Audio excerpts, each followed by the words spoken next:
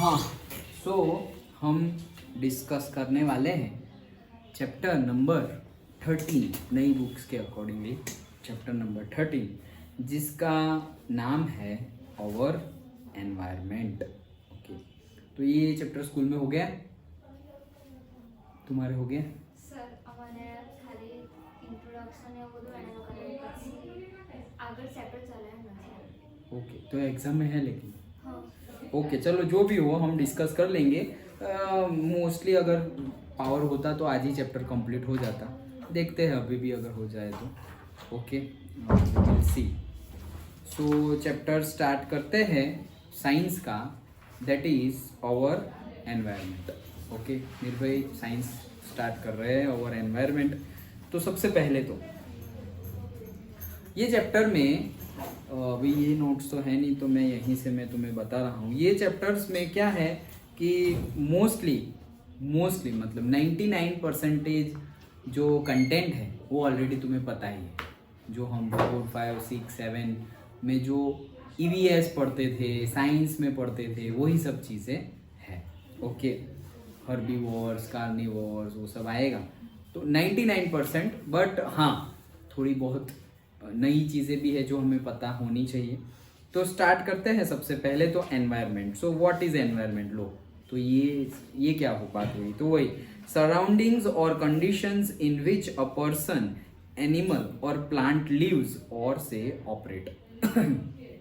ये या तो सराउंडिंग्स है और क्या है, कंडीशंस है। सराउंडिंग्स मतलब से हमारी सराउंडिंग्स और से हमारी कंडीशंस कैसी है, आसपास की कंडीशंस कैसी है, जिसमें जो सराउंडिंग में human beings, animals, living organisms live, जहां पे हम जीते हैं वही हमारा क्या है, आसपास का एनवायरनमेंट। दैट इज सराउंडिंग्स और conditions in which person, animal, micro organism, plant सब कुछ आ गए। Okay, human beings, plants, animals live और से ऑपरेट मतलब कुछ काम करे और जिंदा रहेंगे तभी तो काम करेंगे। ओके, सो से लिव। तो हमारे इन शॉर्ट हमारे आसपास का जो भी एरिया है उसको ही हम एनवायरनमेंट बोलते हैं। हमारे आसपास का मतलब कि हम जिसमें रह रहे हैं, जैसे कि हम बायोस्फीयर की बात करते हैं। Okay, so that is the environment. अब दो टर्मिनोलॉजीज है, बायोडिग्रेडेबल एंड नॉन बायोडिग्रेडेबल। तो जैसे वर्ड्स है उसी के अकॉर्डिंगली क्या है, बायोडिग्रेडेबल मतलब क्या, जो चीज डिग्रेड हो जाए उसे क्या बोलेंगे, बायोडिग्रेडेबल। और जो चीज डिग्रेड ना हो उसे क्या बोलेंगे, नॉन बायोडिग्रेडेबल। तो डिग्रेड क्या होगा, जैसे कि तुमने केला खाया और उसका जो पील है वो ऐसे जमीन के अंदर, जमीन के ऊपर ऐसे फेंक दिया या फिर जमीन के अंदर डाल दिया। ओके, डिग करके वहां पे अंदर डाल दिया और ऊपर से वापस मिट्टी डाल दी, तो क्या होगा, एक वीक के बाद तुम वापस वो मिट्टी खोलोगे तो तुम्हें वो केला दिखेगा नहीं। 10 डेज के बाद, एक वीक 2 वीक के बाद वो पील नहीं होगा। क्यों? वो क्या हो गया, डिग्रेड हो गया। उसकी जगह अगर तुम कोई प्लास्टिक और से कोई मेटल डाल रहे हो और फिर ऐसे 10 डेज 20 डेज के बाद देखोगे तो जैसा था वैसा ही मिलेगा जमीन के अंदर से। क्यों? क्योंकि वो क्या है, नॉन बायोडिग्रेडेबल है। सिंपल। ओके, समझने के तौर पे। So biodegradable can be broken down by biological process. जो बायोलॉजिकल प्रोसेस से ब्रेक डाउन होंगे, ब्रोकन डाउन होंगे, उसको क्या बोलेंगे हम, biodegradables. And non biodegradables can not be broken down by biological process. जो बायोलॉजिकल प्रोसेस से ब्रेक डाउन ना हो उसे क्या बोलेंगे हम, नॉन बायोडिग्रेडेबल। बायोडिग्रेडेबल के एग्जांपल्स जैसे पेपर है, वेजिटेबल एंड फ्रूट के पील्स है, एनिमल वेस्ट है और से ग्रास। तो ये सब किस में आ गए, बायोडिग्रेडेबल। ओके, पेपर आ गया, would, even would also, paper, wood, vegetable के पील्स, फ्रूट्स के पील्स। ओके, एनिमल्स के वेस्ट, एक्सक्रीशन, एनिमल का, ह्यूमन का एक्सक्रीशन जो है वो सब कुछ, मतलब जो भी हम टॉयलेट, यूरिनेट करते हैं तो कितना कुछ।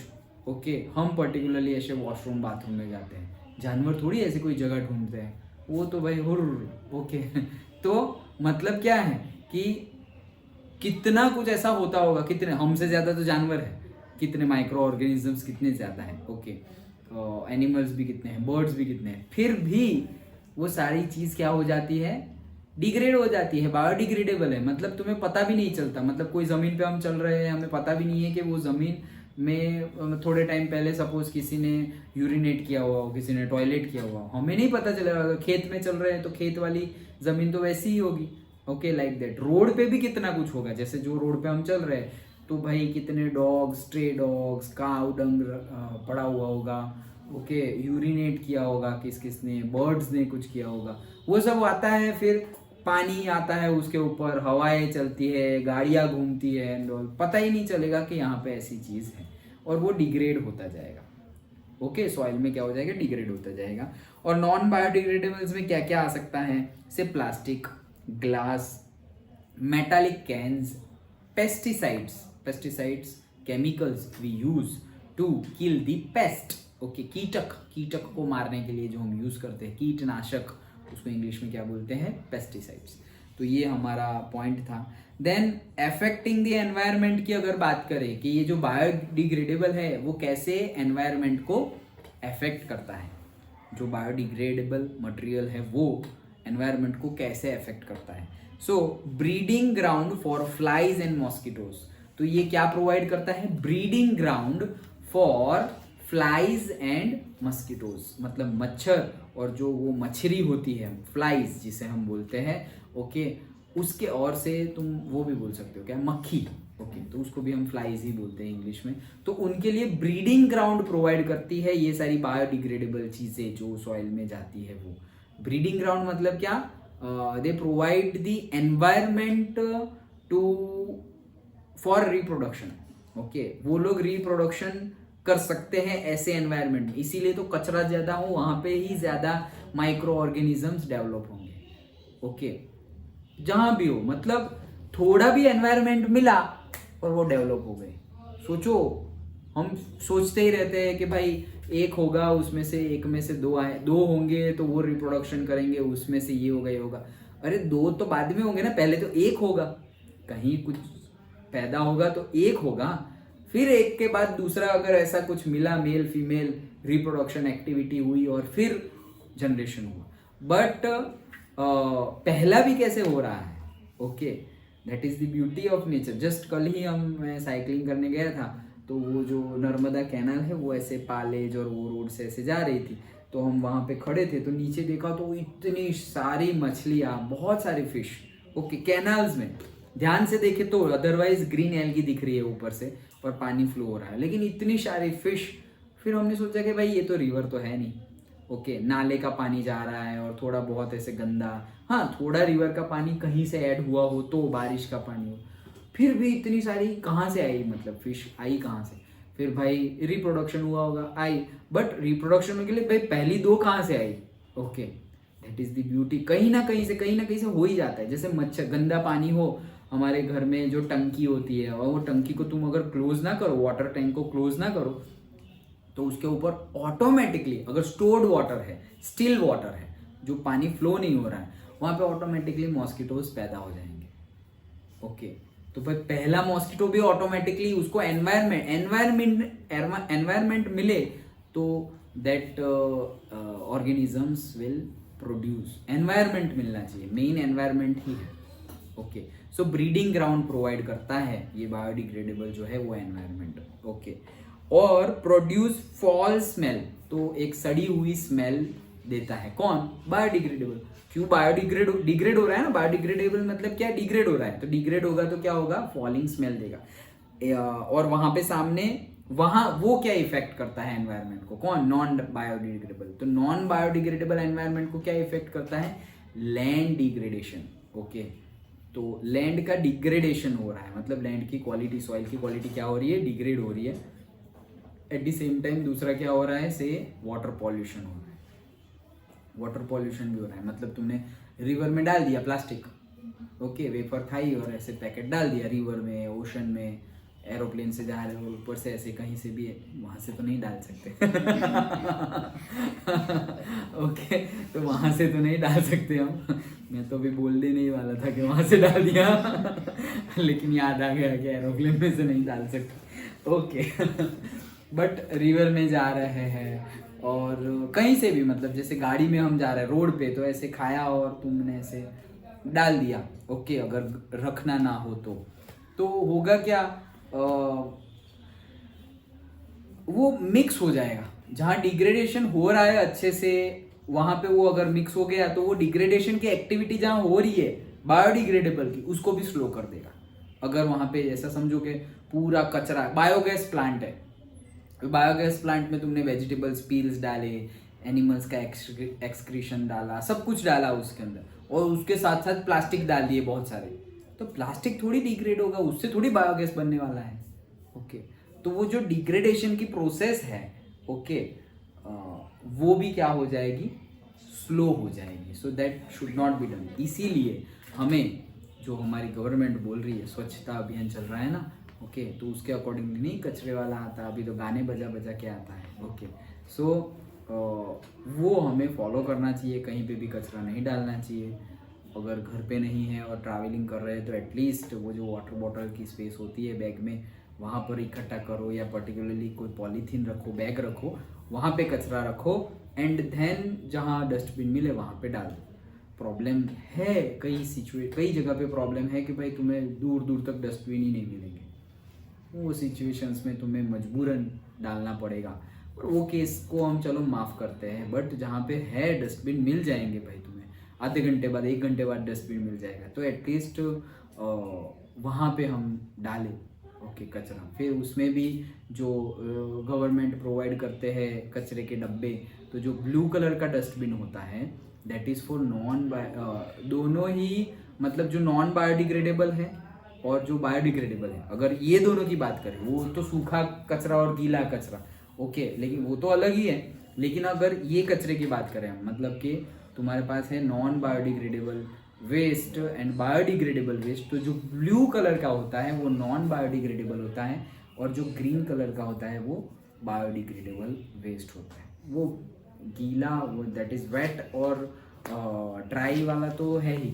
ओके, बट हम पर्टिकुलरली बात किसकी कर रहे हैं, बायोडिग्रेडेबल और नॉन बायोडिग्रेडेबल, तो वो हमने देखा। अब उसके बाद व्हाट इज इकोसिस्टम। भाई इकोसिस्टम क्या है, तो भाई हम जैसे एनवायरनमेंट क्या है, हमने क्या पढ़ा, एनवायरनमेंट है कि कंडीशंस और से सराउंडिंग्स जहाँ पर animals, plants, micro organisms live और ऑपरेट, उसी को क्या बोलेंगे हम, एनवायरनमेंट। वैसे ही इकोसिस्टम क्या है, तो एनवायरनमेंट में हमने लिया था हम लोग, हमारे आसपास का एरिया, और हमारे मतलब क्या, लिविंग क्रिएचर्स हैं, उनके आसपास के एरिया को हम क्या बोलते हैं, एनवायरनमेंट। इकोसिस्टम में सिर्फ एक चीज और ऐड हो जाती है, नॉन लिविंग भी अंदर आ जाएगा। तो इकोसिस्टम मतलब क्या, जैसे कि हम ये रूम में बैठे हुए हैं, तो रूम भी इकोसिस्टम का पार्ट है और हम भी इकोसिस्टम का पार्ट है। लेकिन एनवायरनमेंट की बात करें तो रूम एनवायरनमेंट का पार्ट नहीं है, हम एनवायरनमेंट के पार्ट। रूम तो बन गया, अब रूम एनवायरनमेंट को ना अच्छा करेगा ना बुरा करेगा। रूम है, अपनी जगह पे है, लेकिन हम अपने डीड से, अपनी एक्शन से एनवायरनमेंट को अच्छा और बुरा कर सकते हैं। समझ में आया? Small difference is there. So ecosystem में लिविंग तो है ही, साथ साथ में क्या है, non livings are also there. That is all the interacting organisms in an area together, all the interacting organisms in an area together with the non-living constituents of the environment form an ecosystem। तो जो living है और non living है, दोनों को मिला के क्या बनेगा, इकोसिस्टम्स। ओके, अब उसके अंदर भी दो चीजें हैं, क्या है, बायोटिक कंपोनेंट्स एंड एबायोटिक और से abiotic components. Okay, so biotic components, living, और ये सारी चीज़ें हमें पता ही है ऑलरेडी। ओके, तो इसीलिए मैंने बताया कि भाई मोस्टली सारी चीज़ें हमें पता ही है। ओके, आई थिंक नहीं, सेकेंड टाइम 4 साल में मैं सेकेंड टाइम ये चैप्टर पढ़ा रहा हूँ। अदरवाइज स्टूडेंट पढ़ लेते हैं कि सर आता ही है, अब छोड़ो, स्टूडेंट ही बोलते हैं ओके कि सर छोड़ो। बट हाँ, जो चीज़ें है नई है, मतलब 10th में आई है, वो हम अभी डिस्कस करेंगे। वो ही स्टूडेंट को शायद समझ में ना आए, बाकी ये सारी चीजें तो पहले भी आ गई है, बायोटिक है, biotic, environment, ecosystem, what is biodegradable, non biodegradable, ये सब तो पता ही है। Okay, so living organisms like plants, animals, micro organisms, उनको क्या बोला जाता है? Biotic components. And abiotic components that is physical factors like temperature, rainfall, wind, soil, minerals, उनको क्या बोला जाता है? Abiotic components. मतलब टेम्परेचर है, प्रेशर है, विंड है, रेन है, वाटर है, ओके, सॉइल है, मिनरल्स है, ये सब चीज़ को क्या बोलते हैं? Abiotic components. ओके, तो ये नोट्स का फर्स्ट पेज कंप्लीट हुआ। ओके, सो क्या देखा हमने फर्स्ट पेज में? सबसे पहले हमने एनवायरनमेंट की बात की। तो एनवायरनमेंट क्या है? क्या है निर्भय एनवायरनमेंट? एनिमल्स और जो हमारे आसपास होते हैं। करेक्ट, ओके, हाँ बोलो दिशा। सराउंडिंग और जो हमारी कंडीशंस में आसपास आसपास जो भी है, okay, animals, human beings and micro organisms, plants, okay, all, okay, that is the environment. Then उसके बाद देखा हमने बायोडिग्रेडेबल एंड नॉन बायोडिग्रेडेबल। पहले डेफिनेशन लिख दो, ओके, कि जो डिग्रेड हो सके वो बायोडिग्रेडेबल, जो डिग्रेड ना हो सके वो नॉन बायोडिग्रेडेबल्स। फिर एग्जांपल्स दे दो, तो भाई paper, wood, vegetable peels, fruit peels, okay, ये सब क्या है? बायोडिग्रेडेबल्स। और metals, then plastics, okay, pesticides देखा था हमने, ओके, पर्टिकुलर केमिकल्स जो पॉलीमर होते हैं ना, प्लास्टिक भी पॉलीमर है, तो pesticides are what? Non biodegradable. Okay, then उसके बारे में ये 2 पॉइंट देखे। फिर थर्ड पॉइंट में हमने देखा इफेक्ट, क्या इफेक्ट करता है एनवायरनमेंट में। तो हमने देखा कि जो बायोडिग्रेडेबल है वो इफेक्ट कैसे करता है? That provides the breeding environment और breeding grounds. Okay, breeding grounds provide करता है किसके लिए? फ्लाइज और मॉस्किटोज के लिए, हमारे लिए नहीं। ओके, ब्रीडिंग ग्राउंड प्रोवाइड करता है फ्लाइज एंड मॉस्किटोज के लिए। और वो साइड यही कैसे अफेक्ट करेगा? नॉन बायोडिग्रेडेबल एनवायरनमेंट को कैसे अफेक्ट करेगा?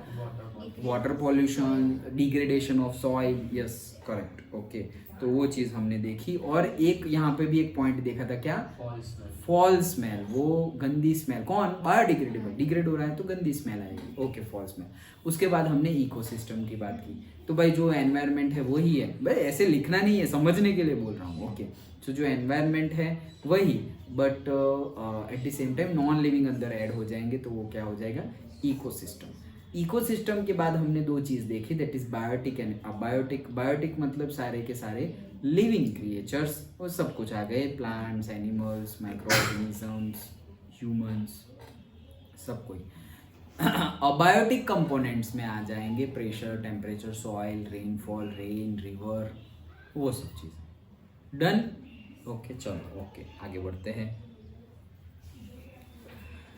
ओके, देन नेक्स्ट है, ध्यान से सुनना, प्रोड्यूसर्स। तो किस चीज के प्रोड्यूस कर रहे हैं भाई? खाने के प्रोड्यूसर्स, ओके, मतलब खुद का खाना खुद बनाने वाले, फोटोसिंथेसिस रिएक्शंस वाला, ओके। सो ध्यान से सुनो, all green plants and certain blue green algae which can produce their own food by photosynthesis. So what are producers? They are the, say, living creatures who make their plant by, who make their food by themselves, okay, by photosynthesis reactions. Say for examples, green plants and blue green algae, और से algae, algae भी कई लोग pronounce करते हैं, और से algae, okay, तो ये प्रोड्यूसर्स थे। Next, consumers. तो ध्यान से सुनो, organisms which consumes the food produced, मतलब जो फूड प्रोड्यूस किया है, किसने प्रोड्यूस किया है? प्लांट्स ने और प्रोड्यूसर्स ने, शॉर्ट में प्रोड्यूसर्स ने, ओके। ब्लू ग्रीन एल्गी और से प्लांट ने जो प्रोड्यूस किया है उसको खाने वाले, organisms which consumes the food produced either directly from producers, मतलब डायरेक्टली प्लांट खा गए या एल्गी को खा गए डायरेक्टली, और indirectly bye feeding on other consumers, मतलब कि इनडायरेक्टली दूसरे को खा गए, वो भी कंज्यूमर्स है। दूसरे को खा गए मतलब क्या? जैसे कि डियर ने खाया प्लांट, गाय ने खाया घास, डियर ने खाया प्लांट, घास, ओके, ग्रास। तो वो जो प्लांट है, वो प्लांट तो क्या है? प्रोड्यूसर है, वो अपना खाना खुद बनाता है, लेकिन डियर अपना खाना खुद नहीं बनाता। तो उसने क्या कर लिया, कंज्यूम कर लिया, उसको खा लिया, तो वो क्या बन गया, कंज्यूमर्स। तो वो तो कंज्यूमर है ही जो डायरेक्ट खा रहा है, और से लायन भी कंज्यूमर है, तो लायन घास नहीं खाता, लेकिन जो घास खाता है उसको खा जाता है, तो वो भी कंज्यूमर है। हम भी कंज्यूमर है, क्योंकि हम भी अपना कोई बनाते तो नहीं है ना भाई फूड अपना। ओके, ऐसे पता है यहाँ फोटोसिंथेसिस, कोई हल्क हो पूरा ओके तो जिसके अंदर क्लोरोफिल हो फ्रूट निकले तो कैसे लगे, यहाँ से ओके चलो। सो हम भी क्या है, कंज्यूमर्स ही है, क्योंकि हम या तो प्लांट को खाएंगे, नॉन वेजिटेरियन नॉन वेज को भी खाएंगे, नॉन वेज भी क्या है, नॉन वेज भी डिपेंडेंट है अलगाई, और नॉन वेज भी हैन है, हैन खा लो, मुर्गी खा लो, गोट, जो भी नॉन वेज फूड है। ओके, तो वो सब में क्या है, वो लोग कैसे जिंदा रहते हैं, वो भी थोड़ी अपना खाना खुद बनाते हैं, वो भी छोटी छोटी, जैसे हैन है तो वो क्या खाते हैं, छोटी छोटी जो माइक्रो ऑर्गेनिजम्स है, छोटे छोटे। ओके, वो माइक्रो ऑर्गेनिज्म अभी खाएंगे, अभी जो लोग खाते हो उनको थोड़ी चिढ़ाएगी कि भाई ये क्या है, नीचे के कीटक खाते हैं हम, हाँ तो कीटक ही खाते हो तुम अभी आएगा आगे। ओके, चैप्टर में है आगे। तो मतलब क्या, वो मुर्गी नीचे जो छोटी छोटी, फिर वो चाहे कोई डिग्रेड होने के लिए कुछ वेस्ट पड़ा हुआ हो, वेजिटेबल्स पील्स हो, फ्रूट पील्स हो, गोबर हो, वेस्ट हो, कुछ भी हो, वहां पे भी माइक्रो ऑर्गेनिजम्स है। वो माइक्रो ऑर्गेनिजम्स को कौन खाती है, हैंस खाती है। और फिर सपोज हमने हैन खाई, मुर्गी खाई, तो मुर्गी तो जा ही रही है, साथ साथ में वो जो अभी मुझे बोलना नहीं है मुंह से ओके, वो भी मुंह में जा रहा है। ओके ओके चलो, सो दैट इज कंज्यूमर्स। ऐसा कुछ नहीं है, जो है वो है। ओके, देन आता है डीकम्पोजर्स। ओके, ध्यान से सुनना। The micro organisms comprising bacteria and fungi. Micro organisms किससे, बैक्टीरिया एंड फंगाई, ये माइक्रो ऑर्गेनिजम्स है। They are they break down the dead remains and waste products of organisms. तो जो मर गया है, प्लांट मर गया है, या कोई एनिमल मर गया है, कोई बर्ड मर गया है, या कोई ह्यूमन बीइंग मर गया है और सड़ रहा है, उसको डिग्रेड करते हैं ये लोग, particular bacteria and fungi. Okay, degrade करते हैं मतलब वो अपना खाना खा रहे हैं, वो चीज उनके लिए खाना है, वो खाना खा रहे हैं, तो उनको क्या बोला जाता है, दैट बैक्टीरिया और वो फंगाई को क्या बोला जाता है, डीकम्पोजर। वो डिकम्पोज करते हैं, डीकम्पोजिशन रिएक्शन, चैप्टर 1। ओके, तो जैसे ए बी है, डिकम्पोज किया तो ए और बी बन गया, डिकम्पोज हो गया, टूट गया, टूटने की ब्रेक डाउन कर रहे हैं वो। Okay, so that break down of waste, of plant waste, animal waste को ब्रेक डाउन करे, उसको क्या बोला जाता है, डीकम्पोजर्स, जिसमें आएंगे कौन, फंगाई और से बैक्टीरिया। ओके, हाँ चलो, तो ये तीन देखे हमने, producers, consumers and decomposers. Now we are going to see, जो मैं अभी बता रहा था वो। तो नेक्स्ट है फूड चेन। क्या है, फूड चेन। चेन क्यों, क्योंकि भाई वही साइकिल चलती रहती है, कोई माइक्रो ऑर्गेनिजम्स वो कुछ चीज़ें खा रहा है, फिर वो हैन वो माइक्रो ऑर्गेनिज्म को खा रही है, फिर हम हैन को खा रहे हैं, फिर हमें खाने वाला तो कोई है नहीं। ओके, तो हमारी डेथ, हमें जिंदा खाने वाला कोई नहीं है, हमारी डेथ होगी तो अग्नि संस्कार और वो होता है, ओके, क्रीमेशन सेरेमनी, तब तो हमें जला दिया जाता है। लेकिन जब जला देते हैं ना, वहाँ पर भी जलाने के पहले भी, ऐसे थोड़ी कि अभी डेथ हुई और अभी जलाना शुरू कर दिया। ओके, 5-6 घंटे,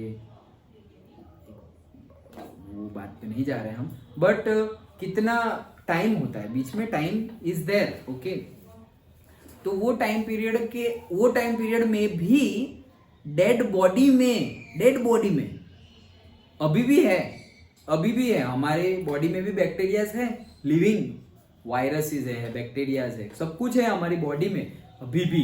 ओके, और जब डेथ होती है तो इनकी क्वांटिटी बढ़ने लगती है, क्योंकि अभी दोनों बैक्टीरिया है, good bacterias also there, bad bacterias also there. कई जो बैड बैक्टीरियाज है वो हमारी बॉडी को अभी डिग्रेड कर रहे हैं अंदर से, लेकिन सामने गुड बैक्टीरियाज भी है, हमारी इम्यूनिटी। ओके, तो वो बैड बैक्टीरियाज को मार रही है, कहाँ से डिग्रेड कर रहा है, अभी हमें ग्रो करना है, अभी तो बड़ा होना है और बड़े होने हैं, फिर ओल्ड एज होगा, तब जाके फिर तुम्हारी पावर ज़्यादा हो जाएगी, फिर वो बैक्टीरिया करेंगे तो धीरे धीरे बॉडी क्या हो जाएगी, डिग्रेड होती जाती है।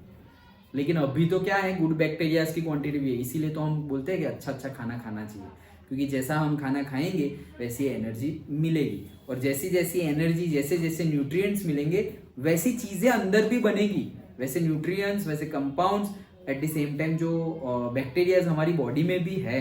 ओके, तो 9th में 8th में थोड़ा बहुत पढ़ा होगा ना, गुड बैक्टीरियाज बैड बैक्टीरियाज सब आता था ना। ओके, तो फिर उससे हमें हेल्पफुल मतलब हेल्प मिलती है। ओके, सो फूड चेन की बात कर रहे हैं हम। सो series of organisms feeding on one another. तो ये फूड चेन क्या है, सीरीज ऑफ ऑर्गेनिजम्स। ऑर्गेनिजम्स की क्या है, सीरीज, एक सीरीज है। इसको ये खा रहा है भाई, ऐसे जैसे कि गोबर पड़ा हुआ है तो गोबर पे मक्खी बैठी हुई है तो गोबर को मक्खी खा रही है। ओके, फिर ये मक्खी है, मक्खी को मेंढक खा गया। ओके, तो फ्लाइज जो है मक्खी, उसको मेंढक खा गया, फ्रॉग खा गया। अब फ्रॉग, तो फ्रॉग को भाई स्नेक खा गया।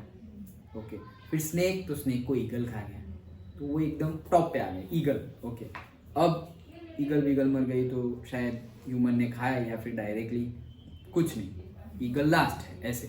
बट ये एक फूड चेन है, अंडरस्टूड। ओके, तो अब तुम सोचोगे कि चेन कहाँ है, जैसे कि सब कोई खा रहा है, जैसे हैन ने बैक्टीरियाज वो सब खाया।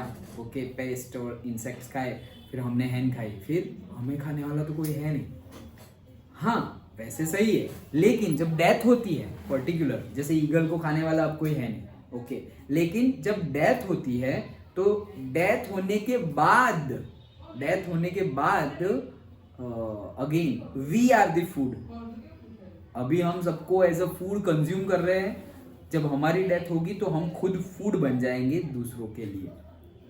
और वो इतने माइक्रो ऑर्गेनिजम्स होते हैं कि हमें दिखते भी नहीं है। जब बर्निंग हो रहा हो, मतलब जब क्रीमेशन सेरेमनी हो रही हो, एट दैट टाइम भी वो बैक्टीरिया को, वैसे भी बैक्टीरियाज है जिनको वो टेम्परेचर से, वो फायर से फर्क ही नहीं पड़ता, वो टाइम पे भी वो हमारी बॉडी को एज अ फूड कंसीडर कर रहे हैं। ये तो हिंदुइज्म में जो हो रहा है उसमें। अदरवाइज अगर बर्निंग किया गया नीचे तो तुम फूड ही हो, पूरे के पूरे फूड हो। ओके, डायरेक्टली धीरे धीरे धीरे धीरे सब कुछ हमारी बॉडी क्या हो जाएगी, डिग्रेड हो जाएगी। वेदर इनसे क्रिश्चियन, वेदर इनसे इस्लाम बरी किया जाता है ना, तो वो तो फिर डिग्रेड होने ही वाला है, फूड बन ही जाने वाला है।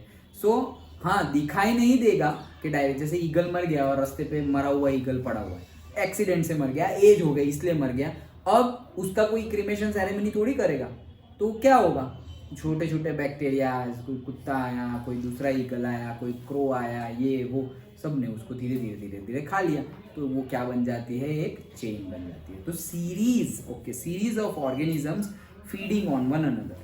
This series or say organisms taking part at various biotic levels from a food chain. तो वो पार्टिसिपेशन करते हैं ये फूड चेन में एट वेरियस लेवल्स। जैसे कि भाई अभी हमने बात की एक लेवल की, तो जैसे फ्रॉग है, तो भाई फ्रॉग डायरेक्टली गोबर नहीं खाएगा। ओके, फ्रॉग तो फ्लाइज को खाएगा, वो फ्लाइज गोबर खा रही है, समझ में आ रहा है। गोबर मतलब उसके अंदर भी जो बैक्टीरियाज है वो भी, ओके, वो भी वो खा रहे हैं। तो वो पर्टिकुलर लेवल आएगा, जैसे कि हम हैं तो हम डायरेक्टली हैन को नहीं खाएंगे, हाँ हम तो हैन को ही खाते हैं, बट हम सपोज वो इंसेक्ट्स है जो हैन खाती है, ओके, वो हम नहीं खाएंगे, ऑब्वियसली हम नहीं खाएंगे। तो जब वो लेवल आएगा तभी पर्टिकुलर ऑर्गेनिजम्स दूसरे को ईट करेगा, वो लेवल आना चाहिए। ओके, जैसे कि भाई स्नेक फ्रॉग को ही खा रहा है, फ्रॉग ने मक्खी को खाया था, लेकिन स्नेक मक्खी नहीं खाता, स्नेक फ्लाइज नहीं खाएगा, समझ में आ रहा है। तो जब वो लेवल आए, मतलब ऐसा समझो कि ग्राउंड लेवल है, ओके, ट्राइंगल बना हुआ है ऐसे ऐसे ट्राइंगल, ओके, ये ट्राइंगल है देखो, हाँ, तो ऐसे ट्राइंगल बना है। तो सबसे बेस पे क्या है, जो एकदम बेसिक है वो, ओके, जिसको लोग खाने वाले हैं, may be producers are there, okay, एकदम ग्राउंड लेवल पे कौन है, प्रोड्यूसर्स। तो उसके ऊपर फिर क्या होंगे जो उनको खा रहे हैं, उनके ऊपर कौन होंगे जो उनको खा रहे हैं, वैसे वैसे वैसे। तो कंसिडरिंग से पहले हमने देखा कि पर्टिकुलरली इंसेक्ट्स है, ओके, वो इंसेक्ट्स है से काउडंग में है, तो काउडंग में इंसेक्ट्स है, अब वो इंसेक्ट्स को हैन खा रही है। फिर और से फ्लाइज है ऐसा समझो, तो काउडंग है, काउडंग में इंसेक्ट्स है, वो इंसेक्ट्स को फ्लाइज खा रही है, ओके, वो फ्लाइज को फ्रॉग खा रहा है, फ्रॉग को स्नेक खा रहा है, स्नेक को ईगल खा रहा है। तो वो पर्टिकुलर लेवल आएगा सपोज स्नेक का, तो वो फ्रॉग ही खाएगी, वो इंसेक्ट्स और से वो फ्लाइज को खाएगा नहीं, ओके। सो वही चीज बता रहे हैं, फिर से पढ़ रहा हूँ सेंटेंस। दिस सीरीज और ऑर्गेनिजम्स टेकिंग पार्ट, मतलब ये series of organisms taking part, कब वो पार्टिसिपेशन करती है वो ये फूड चेन में, जब उसका टाइम आए तब। डायरेक्टली ऐसा नहीं कि तुमने नीचे वाला ही उठा लिया, वो हम नहीं करते। Taking part at various biotic levels from a food chain, तो जो एक बायोटिक लेवल आएगा, ओके, तभी वो टेक पार्ट करेंगे, अदरवाइज करेंगे नहीं। ईच स्टेप और level of the food chain forms a trophic level, तो ईच स्टेज को नीचे, जैसे हमने बोला ना पहले प्लांट्स है सपोज या कोई भी, ओके, प्रोड्यूसर्स है, तो ये सारे स्टेज को क्या बोला जाता है, trophic levels, okay, trophic level बोला जाता है सारे के सारे स्टेप्स को। तो सबसे पहले सपोज प्रोड्यूसर्स है, प्रोड्यूसर्स मतलब ऑटोट्रॉप्स, ऑटोट्रॉप्स मतलब क्या, जो अपना खाना खुद बनाते हैं वो, दैट इज द प्लांट्स और से blue green algae. Then producers के ऊपर आएंगे प्राइमरी कंज्यूमर्स, प्रोड्यूसर्स जो प्लांट है उसके ऊपर कौन आएंगे, प्राइमरी कंज्यूमर्स। तो प्राइमरी कंज्यूमर्स मतलब क्या, हर्बीवोर्स मतलब वेजिटेरियंस, हर्बीवोर्स मतलब क्या, वेजिटेरियंस जो प्लांट्स खाते हैं and all, okay.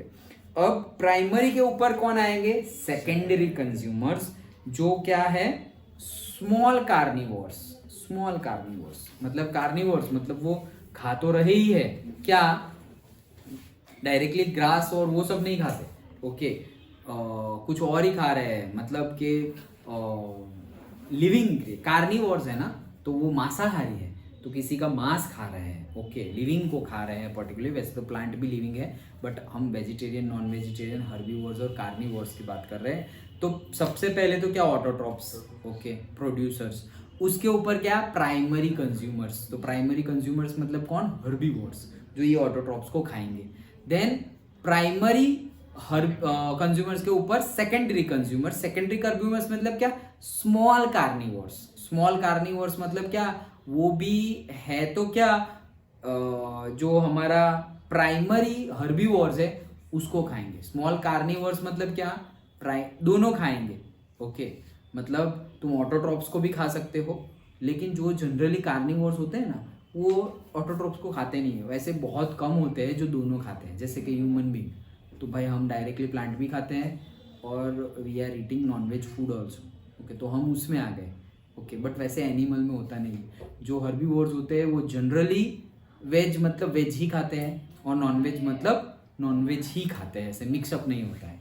So secondary carnivores में आएंगे स्मॉल कार्निवोर्स, और से स्मॉल कार्निवोर्स के ऊपर आएंगे क्या, लार्ज कार्निवोर्स, मतलब वही समझो ना कि जैसे कि क्या है, प्लांट्स है, ओके, अभी प्लांट्स है, तो वो क्या हो गया, प्रोड्यूसर्स हो गए। अब प्रोड्यूसर्स के ऊपर क्या है, हर्बीवोर्स है, ओके, तो हर्बीवोर्स है मतलब क्या कि कोई भी टाइप का से माउस हो गया, माउस, ओके, तो जो माउस है वो तो डायरेक्टली नहीं, वो भी कार्निवोर्स, वो हर्बीवोर्स में नहीं आएगा, क्योंकि वो फ्लाइज को खाता है, ओके, जो माउस होता है वो फ्लाइज और वो सब खा लेता है, छोटी मोटी जो बहुत छोटी होती है वो। तो जैसे अभी हमने एग्जांपल लिया था, कौन सा, ये वाला, इंसेक्ट्स, देन हैन के बाद से नहीं, इंसेक्ट्स को से फ्लाइज को फ्रॉग को स्नेक को ईगल। तो फिर हम बात करें तो भाई ईगल भी कार्निवोर्स है और स्नेक भी कार्निवोर्स है, लेकिन स्नेक को ईगल की कंपेयर में स्मॉल कार्निवोर्स बोलेंगे और ईगल को क्या बोलेंगे, लार्ज कार्निवोर्स। समझ में आ गया? तो level 1 that is producers, level 2 that is primary consumer जिसको हम बोलेंगे हर्बीवोर्स, लेवल 3 जिसको हम बोलेंगे सेकेंडरी कार्निवोर्स, ओके, और लेवल 4 जिसमें आएंगे लार्ज कार्निवोर्स। लेवल 3 में जो थे वो स्मॉल कार्निवोर्स थे, जस्ट लाइक से स्नेक्स और से फ्रॉग। अगर फ्रॉग और स्नेक की कंपेयर करें तो फ्रॉग क्या है, स्मॉल कार्निवोर्स है, और ये क्या है, स्नेक लार्ज कार्निवोर्स। तो डिपेंडिंग अपॉन कहाँ से रिस्पेक्ट में है तो वैसे ही कंपैरिजन होती है।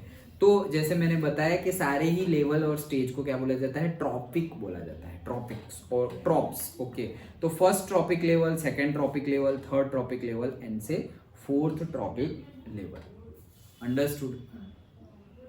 ओके, सो दिस इन्वॉल्व्स, अब ये जो है इसको अच्छे से याद रखना, ये जो लेवल हमने समझा वो क्या, ऑटोट्रॉप्स, ये नया है, ये पहले हमने नहीं पढ़ा था, ये 10th के बेस का है। तो सबसे पहले क्या, ऑटोट्रॉप्स, उसके ऊपर क्या, herbivores that is primary consumers, then secondary consumers मतलब क्या, small carnivores, and tertiary, secondary के बाद क्या, टर्शरी, जैसे हमने सेक्टर्स में देखा था, प्राइमरी सेक्टर, सेकेंडरी सेक्टर और टर्शरी सेक्टर, सर्विस सेक्टर जिसे हम बोलते थे। तो टर्शरी सेक्टर मतलब क्या, मतलब tertiary autotrophic section, okay, tertiary sector और से सेक्शन, यहाँ पे सेक्शन नॉट सेक्टर, सो उसमें क्या आएंगे, लार्ज कार्निवोर्स। अंडरस्टूड? अब this involves the flow of energy from autotrophs to the heterotrophs, मतलब ऑटोट्रॉप से हेटेरोट्रॉप्स में जा रहा है, एंड द डिकम्पोजर्स, तो डिकम्पोजर्स में भी जाएगा, ये फ्लो ऑफ एनर्जी दिखाएगी। This flow of energy is unidirectional, तो ये जो फ्लो ऑफ एनर्जी है वो क्या है, यूनिडायरेक्शनल है, ओके। तो मतलब ये जो चार्ट हमने देखा ट्रायंगल शेप में, वो क्या है, एनर्जी फ्लो भी दिखाता है। एनर्जी फ्लो मतलब क्या, प्लांट से एनर्जी जा रही है हर्बीवोर्स में, हर्बीवोर्स से एनर्जी जा रही है स्मॉल कार्निवोर्स में, स्मॉल कार्निवोर्स से एनर्जी जा रही है लार्ज कार्निवोर्स में, and this is unidirectional. Unidirectional मतलब एक ही डायरेक्शन में, मतलब कि ऐसे ही जाएगा, नीचे से ही ऊपर जाएगा। कभी भी से हर्बीवोर्स होगा वो कार्निवोर्स से एनर्जी लेगा नहीं, और कभी भी जो ऑटोट्रॉप्स है वो हर्बीवोर्स से एनर्जी लेगा नहीं। यूनिडायरेक्शनल, हर्बीवोर्स उससे लेगा, कार्निवोर्स हर्बीवोर्स से लेगा, लेकिन हर्बीवोर्स कार्निवोर्स से कभी एनर्जी लेगा नहीं। इसीलिए मैंने बोला ना कि वेजिटेरियन तो वेजिटेरियन, नॉन वेजिटेरियन तो नॉन वेजिटेरियन, मतलब क्या है, यूनिडायरेक्शनल फ्लो है। अंडरस्टूड? समझ में आ रहा है? ओके, तो ये हमने सेकंड पेज जो है वो कंप्लीट किया। क्या देखा है इसमें? इसमें सबसे पहले हमने देखा producers, consumers and decomposers. Producers मतलब क्या, जो प्रोड्यूस करे, जिसके एग्जांपल्स भी देखे हमने, क्या, plants and blue green algae, okay. Then consumers मतलब जो डायरेक्टली प्रोड्यूसर्स को कंज्यूम करे और indirectly feeding with other consumer, मतलब दूसरा जो कंज्यूमर है उसको एज अ फूड के तरह कंज्यूम करे। एंड देन डिकम्पोजिशर्स जो है माइक्रो ऑर्गेनिजम्स, ओके, जो डिकम्पोज करते हैं bacteria and fungi. Then food chain के बारे में बात की, तो भाई ये तो सीरीज ऑफ ऑर्गेनिजम्स है feeding on one another, okay. तो एक सीरीज ऑफ ऑर्गेनिजम्स है, एक दूसरे के ऊपर डिपेंडेंट है, और हमने ये भी देखा कि वो तभी टेक पार्ट करेंगे, the particular micro organisms taking part in the food chain while that is appropriate trophic level. और सारे ईच स्टेज मतलब सारे स्टेज को और लेवल को क्या बोला जाएगा, ट्रॉप्स, ओके, ट्रॉपिक्स, ओके। सो वही सेंटेंस फिर से पढ़ रहा हूँ, दिस सीरीज ऑफ और से organisms taking part at various biotic levels from a food chain. तो ये जो बायोटिक लेवल है फूड चेन के, वहाँ पे ही वो पार्टिसिपेट करेंगे। अंडरस्टूड? ओके, तो ये हमने देखा एंड देन ये फ्लो डायग्राम देखा। नेक्स्ट हम बात करते हैं, एक इंटरेस्टिंग बात जनरल नॉलेज के लिए बताओ तो ब्लू ग्रीन एल्गी जो है वो एक्चुअली प्लांट से भी ज़्यादा फूड प्रोड्यूस करती है और प्लांट से भी ज़्यादा ऑक्सीजन देती है हमें। एटमॉस्फेयर में और से ओशन में जितना भी ऑक्सीजन है, हमारे एनवायरनमेंट में जितना भी ऑक्सीजन है और से ओशन में, उसमें 70% ऑक्सीजन तो ब्लू ग्रीन एल्गी ने लिया हुआ है। और बाकी प्लांट का है। ओके, ये बहुत सारे लोगों को पता नहीं होता है, but they are very good producers. मतलब हमारे लिए तो बहुत ही अच्छे हैं, क्योंकि वो ऑक्सीजन देते हैं हमें, ब्लू ग्रीन एल्गी। ओके, तो they are producing more oxygen than plants, more oxygen. Okay, उसमें भी टाइप है, ब्लू ग्रीन एल्गी में भी डिफरेंट डिफरेंट टाइप्स है। ओके, ये तो हो गई एक कैटेगरी। ओके, जैसे कि हम बोलते हैं कि हिंदू, तो हिंदू तो एक कैटेगरी हो गई रिलीजियन वाइज। फिर हिंदू में भी भाई कोई से जैन है, कोई मारवाड़ी है, और से कोई पर्टिकुलरली जैसे हम 4 वर्ण बोलते हैं, कोई क्षत्रिय है, कोई ब्राह्मण है, कोई शूद्र, कोई वैश्य। ओके, वैसे ही यहाँ पर तो सिर्फ पार्टिसिपेशन किया हुआ है। फिर उसमें भी ब्लू ग्रीन एल्गी में भी टाइप्स है डिफरेंट डिफरेंट। सिलेबस में नहीं है हमारे, बट ये सिर्फ इंफॉर्मेशन के लिए बता रहा हूँ। ओके, ऐसा नहीं है कि ब्लू ग्रीन एल्गी मतलब एक माइक्रो ऑर्गेनिज्म की बात चल रही है, उसमें भी टाइप्स है, अलग अलग नेम्स हैं। ओके, चलो अब जो इम्पोर्टेंट चीज़ें हमें जो फ्लो ऑफ एनर्जी देखना है, दैट इज जो फूड चेन में से हमें पता चले, वो ध्यान से सुनना। Green plants capture 1% of the energy of sunlight that falls on their leaves and convert it into the food energy. जो ग्रीन प्लांट्स है, जो फूड वो बनाती है, वो उसके ऊपर जो सनलाइट गिरती है उसमें से सिर्फ 1% सनलाइट को वो एब्सॉर्ब करती है। जस्ट इमेजिन, जो फोटोसिंथेसिस रिएक्शन होता है, तो जितनी सनलाइट मिलती है उसका कितना, ओनली 1% एनर्जी, सन की एनर्जी वो एब्जॉर्ब करती है। सोचो कि पूरी गिर रही है तब 1%, और तुमने ऐसे डार्क एरिया में रख दिया, वहां गिरी इतनी कम रही है, उसका भी 1% निकालो, दैट मीन्स कि वो फोटोसिंथेसिस अच्छे से कर पाएगा नहीं। कोई भी अगर हमने प्लांट रख दिया ऐसी जगह पर जहाँ पे लाइट कम है, तो भाई फुल लाइट का भी 1% ही लेता है वो। जब फुल लाइट हो, जंगल एरिया है जहाँ पे ऐसे ओपन में सनलाइट मिल रही है, ओके, तो वहां पर ओपन में मिल रही है, उसका भी कितना यूज करेंगे, ओपन जितना मिला उसका 1%। तो सोचो कि कहीं अंधेरे में रख दिया है हमने, तो वहां कितना कम मिलेगा। ओके, मतलब जितनी लाइट अवेलेबल है, जैसे अभी इतनी लाइट अवेलेबल है, अभी जो हमें लाइट अभी दिख रही है इन द सेंस है, दिख रही है इन द सेंस, लाइट दिखती कब है पता है, आर्टिफिशियल। अदरवाइज नेचुरल लाइट तो है भाई, उसमें देखना क्या है, अभी हम लाइट को देख रहे हैं नहीं, तो लाइट तो है। ओके, वैसे ही क्या बोल रहा था मैं, कि जो अभी जितनी रोशनी है, ओके, जितनी लाइट है ये रूम में, उतनी लाइट की जो भी कैपेसिटी हो, उसका 1% वो प्लांट के पास जा रहा है। समझ में आया? जितनी अवेलेबल हो उसका 1%। समझ में आया? ओके, सिर्फ 1%। हाँ, सो examples, if 1000 joule of solar energy falls on the plant, then only 10 joule will be converted to food energy.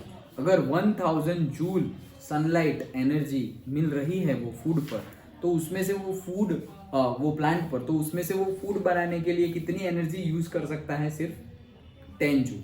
मतलब 1000 का 1% मतलब 10 जूल। अंडरस्टूड? ओके, अब देखो नेक्स्ट, ये भी बहुत इंपॉर्टेंट है। An average of 10% of the food eaten is turned into its own body and made available for the next level consumers। मतलब क्या बोल रहे हैं, जिसने वो जो खाना खाया उसका एवरेज 10% एनर्जी उसको मिलती है, और वो 10% एनर्जी जो मिली, वो 10% एनर्जी में वो खुद का ग्रोथ करता है और अपनी बॉडी को एक्सपांड करता है। ओके, जैसे कि ऐसा समझो, घास है, ग्रास, ये ग्रास को शिप ने खाया और उसे गोट ने खाया। ग्रास को किसने खाया? गोट ने खाया। तो ग्रास की जितनी एनर्जी है, एक्चुअली अब देखो ध्यान से समझो, ग्रास फोटोसिंथेसिस रिएक्शन जो करता है, तो उसके ऊपर जो सनलाइट गिरती है उसका सिर्फ 1% वो एब्सॉर्ब करती है। वो 1% से उसने खाना बनाया, और वो खाने से ही वो अपनी बॉडी में यूज किया और वो ग्रास बन गई। डन, अभी ग्रास बन गई है 1% का यूज करके। अब ग्रास बनी हुई है, अब ग्रास को कौन खा रहा है? गोट। तो ग्रास की जितनी भी एनर्जी हो गोट में उसकी सिर्फ 10% ही आएगी, पूरी वो ग्रास खा जाए तो भी। समझ में आ रहा है? मतलब ऐसा समझो कि सारी ग्रास की एनर्जी है, अगर हम जूल में बोले और से कैलोरी में बोले, से 1000 कैलोरी है। सारी ग्रास की एनर्जी कितनी है? 1000 कैलोरी। तो अब ये 1000 कैलोरी का ओनली एंड ओनली 10%, अब ये पूरी ग्रास की कैलोरी कितनी है? सपोज 1000 कैलोरी है ग्रास, तो हम क्या सोचेंगे कि हमने ग्रास खा ली तो हमें 1000 कैलोरी मिल जाएगी। नहीं मिलेगी मतलब खा तो ली तो मिल गई, बट जो अंदर से एनर्जी मिलनी चाहिए, जो न्यूट्रिएंट्स मिलने चाहिए, वो 1000 कैलोरी के नहीं मिलेंगे, उसके 10% के मिलेंगे। मतलब कि ग्रास हमने खा ली 1000 कैलोरी की, लेकिन जो एक्चुअल में 1000 के 10%, मतलब 100 कैलोरी जितना ही एनर्जी हमारी बॉडी को मिलेगा, वो खाया हमने, बाकी सब कहाँ गया? तो 10% मिल रहा है तो 90% कहाँ गया? वो जो हम चबाते हैं, डाइजेस्ट, हम पहले तो च्यू करते हैं, फिर उसको डाइजेस्ट करेंगे, तो डाइजेस्ट करने में, च्यू करने में, वो ऐसे ही थोड़ी कोई भी एक्टिविटी होती है बॉडी में तो वो एनर्जी कंज्यूम करती है। तो ये डाइजेशन में और च्यू करने में, बॉडी थ्रू मूवमेंट करने में, ये पूरी एनर्जी क्या हो जाती है? वेस्ट हो जाती है और से लॉस हो जाती है। समझ में आया? तो मतलब ग्रास की एनर्जी है 1000 कैलोरी, वो पूरी हमने खा ली, उसमें से जो एनर्जी हमें मिलेगी खाने के बाद, डाइजेस्ट होने के बाद, जो हमारे ग्रोथ के लिए एनर्जी मिलेगी, वो कितनी होगी? उसकी 10%, मतलब 1000 की 10 मतलब 100 कैलोरी मिलेगी। अगर सोचो हमें कोई डायनासोर खा जा रहा है, हमें कोई डायनासोर पूरा का पूरा खा गया, तो हमारी बॉडी में समझो बाकी कुछ नहीं था, सिर्फ यही था, हमने घास खाई थी, उतनी एनर्जी हमारे पास थी। तो हमारी बॉडी में कितनी एनर्जी है अभी? 10 जूल। वहाँ थी उससे कैलोरी, वहाँ थी 100 कैलोरी, 1000 कैलोरी की हमारी बॉडी में आके कितना हो गया? 100 कैलोरी। अब जो अगर डायनासोर अगर मुझे खा जाए, मतलब जो बंदे ने घास खाई है उसको खा जाए, तो उसको कितनी कैलोरी मिलेगी जब वो डाइजेस्ट कर लेगा? और वो सब 100 का भी 10%, तो वो कितना हो गया? 10। तो सोचो कितना कम मिला। समझ में आ रहा है? खा तो पूरा रहे हैं, लेकिन अंदर कितनी मिली? जैसे कि तुम एक बनाना खा गए और बनाने की कैलोरी है, केले की कैलोरी है से 20 कैलोरी, तो 20 कैलोरी तुम्हें मिल नहीं जाएगी, क्योंकि 20 कैलोरी तो अंदर गई, मुंह में गई 20 कैलोरी, फिर तुमने उसको च्यू किया, यहाँ से एसोफेगस थ्रू निकाला, पूरी मूवमेंट की, अंदर डाइजेशन हुआ, तो ये सारी एक्टिविटी होने के लिए भी एनर्जी चाहिए, तो ये एनर्जी उसी में से यूज होगी जो तुमने खाया। ओके, तो मतलब खाया था 20, लेकिन उसका भी 10% ही मिलेगा। मतलब एनर्जी जो तुम्हारे ग्रोथ के लिए यूज हो, जिसके तुम्हारी इम्यूनिटी बढ़े, तुम्हारा ग्रोथ हो, वो सिर्फ होगी 2 कैलोरी। समझ में आ रहा है? इसी से क्वेश्चन आएगा। क्यों? क्योंकि ये नया है। बाकी सारी चीजें अबायोटिक, डिग्रेडेबल, वो सब चीजें हम पहले से पढ़ चुके हैं। सो अगर कोई इंपॉर्टेंट चीज हो तो सब कुछ पढ़ना ही है, but this is important. Understood? Okay, तो ये है एनर्जी फ्लो। तो जैसे मैंने बताया कि ग्रास, गोट और से लायन, टाइगर, तो ग्रास समझ में आ गया। अभी और एग्जांपल भी है, समझ में आ गया ना? ओके, चलो। सो यहाँ पे भी एग्जाम्पल गिवन है, वैसा ही एग्जाम्पल है। ओके, चलो। नाउ अब बात आती है फूड वेब की। किसकी? फूड वेब की। तो वेब मतलब क्या? अभी तो सीरीज चल रही थी, अब वेब क्या है? सीरीज मतलब क्या? एक के बाद एक सीक्वेंस में चल रहा है। जैसे कि भाई ग्रास को खाया डियर ने, डियर को खाया टाइगर ने, टाइगर मर गया, और वो मर गया तो वो डिग्रेड हो रहा है, उसको चींटियां खा रही है। तो अब चींटियां देखो कहाँ से कहाँ घुस गई, डायरेक्टली इतने बड़े कार्निवोर्स को चींटी खा रही है। समझ में आया? तो ये सीरीज तो है ही, फूड सीरीज और से फूड चेन तो है ही। एट द सेम टाइम ऐसा भी नहीं है कि कोई एक ही चीज, मतलब सारे लिविंग ऑर्गेनिजम्स एक ही चीज खाते हैं। जैसे ऐसा नहीं है कि भाई सारे टाइगर सिर्फ गोट खाएंगे या डियर खाएंगे। वो तो गोट खाएंगे, डियर खाएंगे, शिप खाएंगे, जेब्रा खाएंगे, जो मिला उसको फाड़ देंगे और खा लेंगे। तो इससे क्या बना? एक क्रॉस लिंक बन जाती है, मतलब यहाँ से यहाँ जा रहे हैं, मतलब सारी हमारी फूड चेन है नीचे से ऊपर, नीचे से ऊपर। लेकिन ये जो है, सपोज ऐसा समझो कि यहाँ ऊपर आ गया है डियर और यहाँ ऊपर आ गया है गोट, ओके। अब इसके ऊपर आएगा टाइगर, तो ये टाइगर है वो गोट को भी खा रहा है और ये टाइगर डियर को भी खा रहा है, ओके। फिर जेब्रा है, जेब्रा को भी खा रहा है, तो ये क्रॉस इंटरलिंक्ड बन रही है, that is called a food web. समझ में आया कि मतलब सीरीज चेन मतलब क्या, एक के बाद एक, एक के बाद एक, लेकिन यहाँ पे क्रॉस इंटरलिंक भी हो रहा है। मतलब ऐसा नहीं है कि भाई लायन के लिए डियर है तो डियर ही है, डियर के अलावा वो कुछ खाएगा नहीं, भाई उसको तो हॉर्स मिलेगा, जो मिलेगा वो फाड़ देगा और खा लेगा। समझ में आया? तो that is the food web, understood, okay. So interconnections of food chain is called food web. Food chain का इंटरकनेक्शन, यहाँ एक फूड चेन चल रही है, यहाँ पर भी एक फूड चेन चल रही है और इंटरकनेक्शन हो गया क्योंकि लोग बहुत सारी चीजें खा रहे हैं, तो उसको क्या बोलेंगे हम, फूड वेब बोलेंगे, ओके। अब नेक्स्ट इंपॉर्टेंट बात आती है, दैट इज मोस्ट इंपॉर्टेंट। ये जो पहले हमने एनर्जी फ्लो देखा, दैट इज इंपॉर्टेंट नंबर 1, और अभी इंपॉर्टेंट नंबर 2 आ रहा है, दैट इज बायोलॉजिकल मैग्निफिकेशन। क्या? Biological magnification. मैग्निफिकेशन का मीनिंग क्या होता है? जूम, जैसे हमने वो लेंस में पढ़ा, मैग्निफिकेशन, ओके।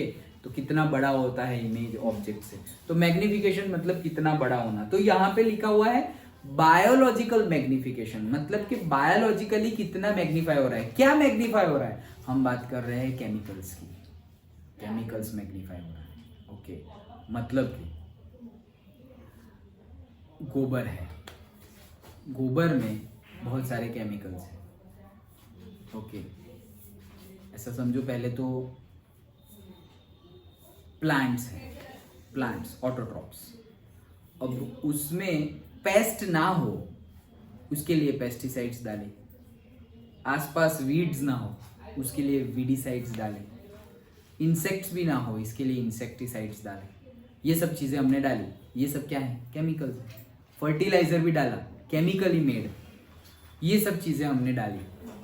तो ये सारे केमिकल्स प्लांट्स में भी जाएंगे। नहीं बोलते हैं कि भाई फ्रूट हो तो फ्रूट को धो के खाओ, ओके, क्योंकि उसके ऊपर केमिकल्स लगे होंगे। पकाने के लिए भी, राइपन करने के लिए भी केमिकल्स यूज किए जाते हैं। जैसे आम है तो नेचुरली जो राइप होती है, पकती है, और तुम पर्टिकुलरली केमिकल से पकाओगे तो बाहर से दिखेगी ओ कितनी पक्की है, खाओगे तो एकदम खट्टी खट्टी लगेगी। भाई पकी हुई और खट्टी लगी, ये कैसी? ये भाई केमिकल से किया हुआ है, इसलिए। Understood, okay. तो प्लांट्स है। अभी ये सारे केमिकल्स, इंसेक्टिसाइड्स के, पेस्टिसाइड्स के, वीडिसाइड्स के, फर्टिलाइजर के, ये सारे केमिकल्स किसके अंदर चले गए? प्लांट्स के अंदर चले गए, प्लांट्स के अंदर चले गए। अब प्लांट्स की खुद की भी रिएक्शंस है, तो प्लांट्स के अंदर केमिकल्स की क्वांटिटी और बढ़ जाएगी। देखो एनर्जी कम हो रही थी, अब केमिकल्स बढ़ते जाएंगे, ऑपोजिट है। तो प्लांट्स में और केमिकल्स बढ़े। फिर प्लांट्स को सपोज काऊ ने खा लिया, तो काऊ ने प्लांट्स खाए, तो प्लांट्स के अंदर जितने केमिकल है वो तो है ही। अब उसकी बॉडी में जो रिएक्शन हो रही है, केमिकल्स उसकी बॉडी में भी ऐड हो रहे हैं, तो ज्यादा केमिकल्स जो है वो किसके पास आ गए? काऊ के पास। अंडरस्टूड। फिर काऊ डंग आया, तो उसमें उससे ज्यादा केमिकल्स। फिर काऊ डंग के अंदर इंसेक्ट्स आए, उसमें उससे भी ज्यादा केमिकल्स। वो इंसेक्ट्स को हैन ने खाया, तो हैन में उससे भी ज्यादा केमिकल्स है, और वो इंसेक्ट्स, वो हैन को हमने खाया, तो हमारे अंदर तो पूरा भरपूर केमिकल्स ही केमिकल्स हैं। इसीलिए बोलते हैं कि जितना हो सके उतना we have to depend on the direct producers. मतलब कि हमें डायरेक्ट प्लांट्स खाने चाहिए, डायरेक्ट फ्रूट्स खाने चाहिए, ओके। मतलब प्रोड्यूसर्स के ऊपर डायरेक्टली डिपेंडेंट रहो। ऐसे टेढ़े टेढ़े टेढ़े टेढ़े डिपेंडेंट होके गए तो पहली बात एनर्जी भी कम मिल रही है, और दूसरी बात केमिकल्स ज्यादा मिल रहे हैं। सोचो, एनर्जी कम मिल रही है जो मिलनी चाहिए थी, और केमिकल्स कम मिलने चाहिए थे, वो क्या मिल रहे हैं? ज्यादा मिल रहे हैं। लॉजिकली है सब कुछ कि हमें क्या खाना चाहिए, क्या नहीं खाना चाहिए, कैसा हमारा फूड होना चाहिए। It's not only about vegetarian and non vegetarian. भाई नॉन वेज में भी भाई ऐसा समझो कि बहुत ही हमने बायोलॉजी में नहीं पढ़ा, पर्टिकुलरली सेल्यूलोज को डाइजेस्ट करने के लिए particularly very long small intestine होता है। हमारा सेल्यूलोज हम खाते नहीं है तो हमारा उतना लंबा होता नहीं है। तो पर्टिकुलर फूड के लिए पर्टिकुलर सिस्टम बना हुआ है, लेकिन हम हमारे सिस्टम के ऑपोजिट खाए। जैसे देखो कार्निवोर्स होंगे तो कार्निवोर्स के ये दांत देखना, वो भूत के दांत होते हैं ना मूवीज में, वैसे ये ऐसे बड़े बड़े बड़े होते हैं। ओके, क्यों? क्योंकि दूसरे एनिमल्स को ऐसे पकड़ने के लिए वो दांत काम आते हैं, ये चार पकड़ने के लिए, फिर उसको फाड़ने के लिए, फिर उसको खाएंगे।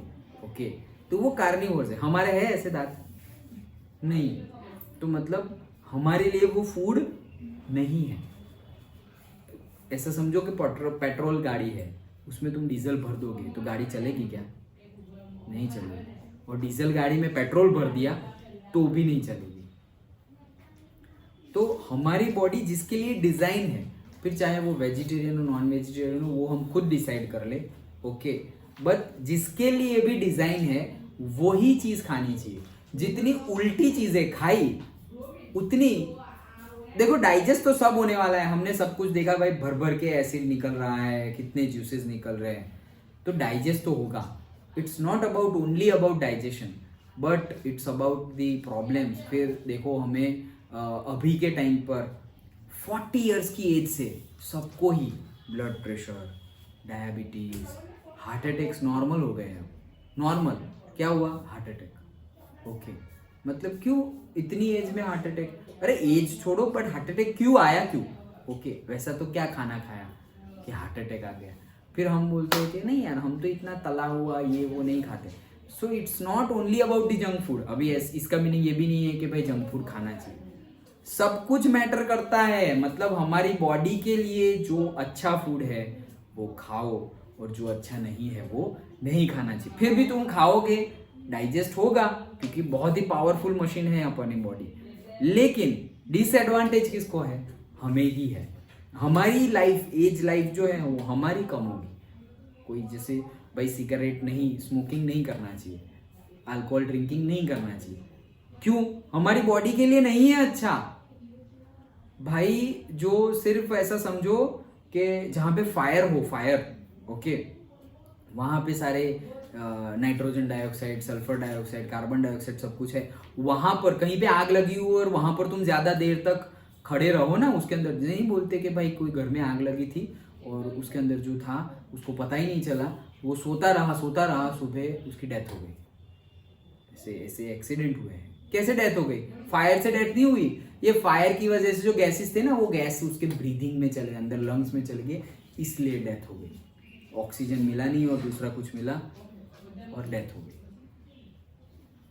सोचो, तो सिर्फ ये ब्रीदिंग में ऑक्सीजन की जगह दूसरी गैस, हार्मफुल गैसेस जाने से हमें ये हो रहा है। हम जानबूझ के टॉबे को खा करके उसके धुएं उड़ा रहे हैं, तो हमारे अंदर तो वो जा ही रहा है, जो भी पी रहा है उसके अंदर तो वो जा ही रहा है, साथ साथ में उसके आसपास जो लोग हैं उनके अंदर भी जाएगा। एटमॉस्फेयर में है तो उनके अंदर भी जाएगा। ओके, तो ना सिर्फ हम अपनी लाइफ वेस्ट कर रहे हैं, अपनी लाइफ डैमेज कर रहे हैं, हमारे आसपास जो है उनकी लाइफ भी डैमेज कर रहे हैं। ओके, तो ये हमें पता ही है कि भाई अच्छा नहीं है।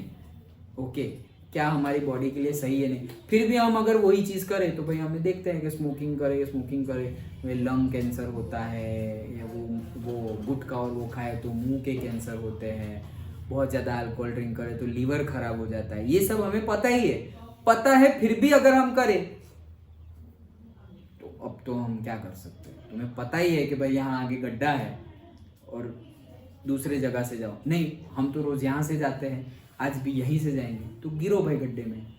पता है फिर भी अगर वो करे तो फिर क्या कौन रोक सकता है?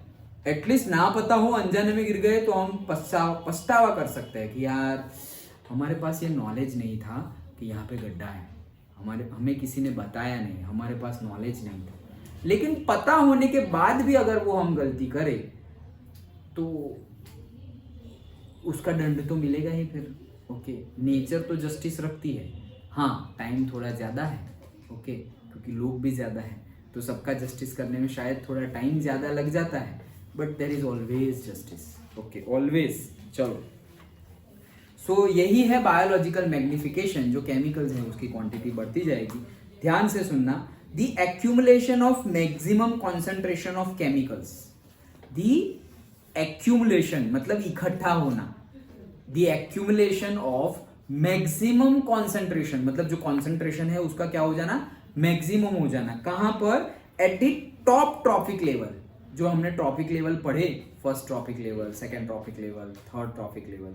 फर्स्ट ट्रॉपिक लेवल मतलब कौन सा? ऑटोट्रॉप्स वाला। सेकेंड ट्रॉपिक लेवल मतलब कौन सा? प्राइमरी कंज्यूमर्स वाला, जो हर्बीवोर्स है।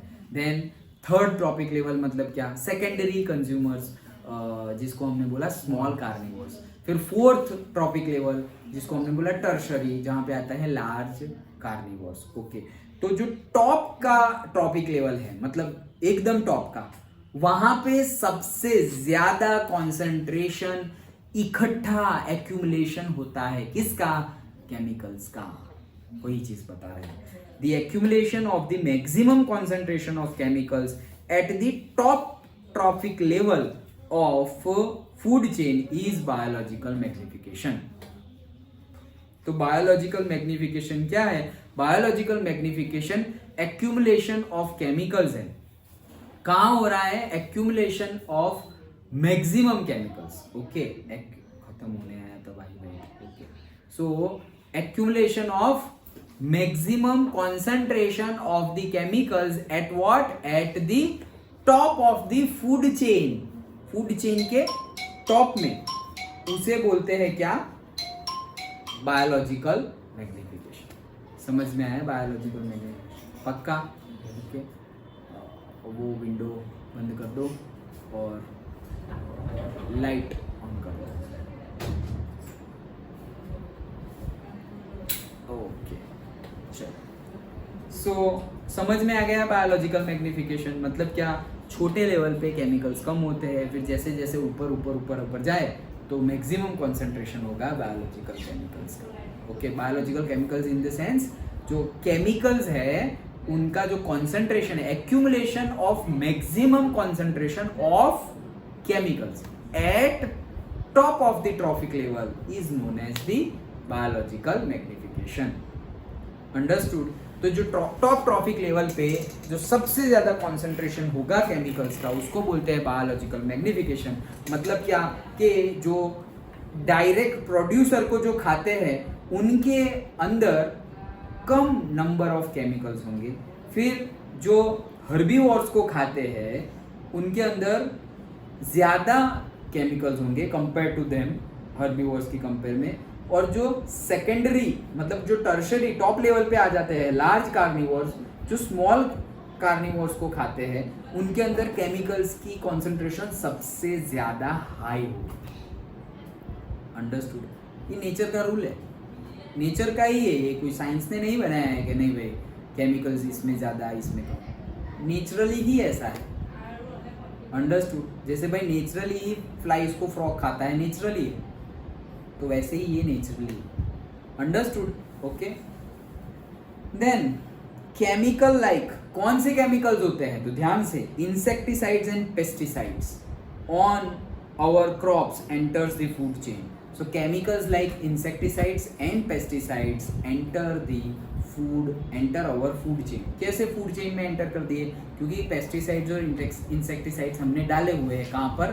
प्लांट्स में। प्लांट्स को खाया हर्बीवोर्स ने, हमने खाया प्लांट्स को, या हमने खाया हर्बीवोर्स को, या हमने खाया कार्निवोर्स को, या हमने खाया प्लांट्स को। किसको भी खाओ, तुम डायरेक्ट खाओगे प्लांट्स को तो भी केमिकल्स तो आने ही वाले हैं, और जितने प्लांट्स में केमिकल्स है उससे तो ज्यादा ही आएंगे जो अगर हम प्लांट्स खा रहे तो भी, लेकिन दूसरे रूट जो है उसकी कंपेयर में कम है।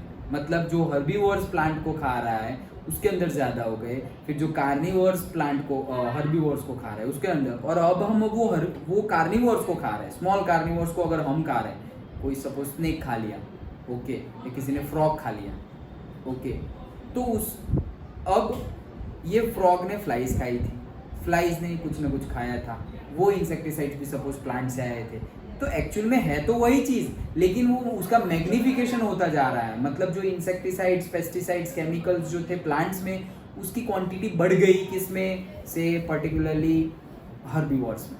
तो हर्बीवोर्स में वो बढ़ गई, जैसे कि गोट में बढ़ गई, गोट में वो केमिकल्स की क्वांटिटी बढ़ गई। अब गोट अगर हम खा रहे हैं तो हमारे अंदर वो केमिकल्स और ज़्यादा, जितने गोट में थे, गोट में प्लांट से ज़्यादा थे, और हमारे अंदर गोट से भी ज़्यादा हो जाएंगे, क्योंकि मैग्निफिकेशन हो रहा है।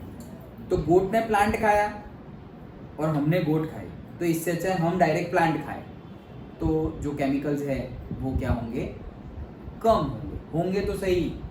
ओके, होंगे तो सही। अब देखो ये समझ में आ गया, प्लांट को गोट खा रहा है और गोट को हम खा रहे हैं, तो हमारे पास चॉइस है हम डायरेक्टली प्लांट को खाएं।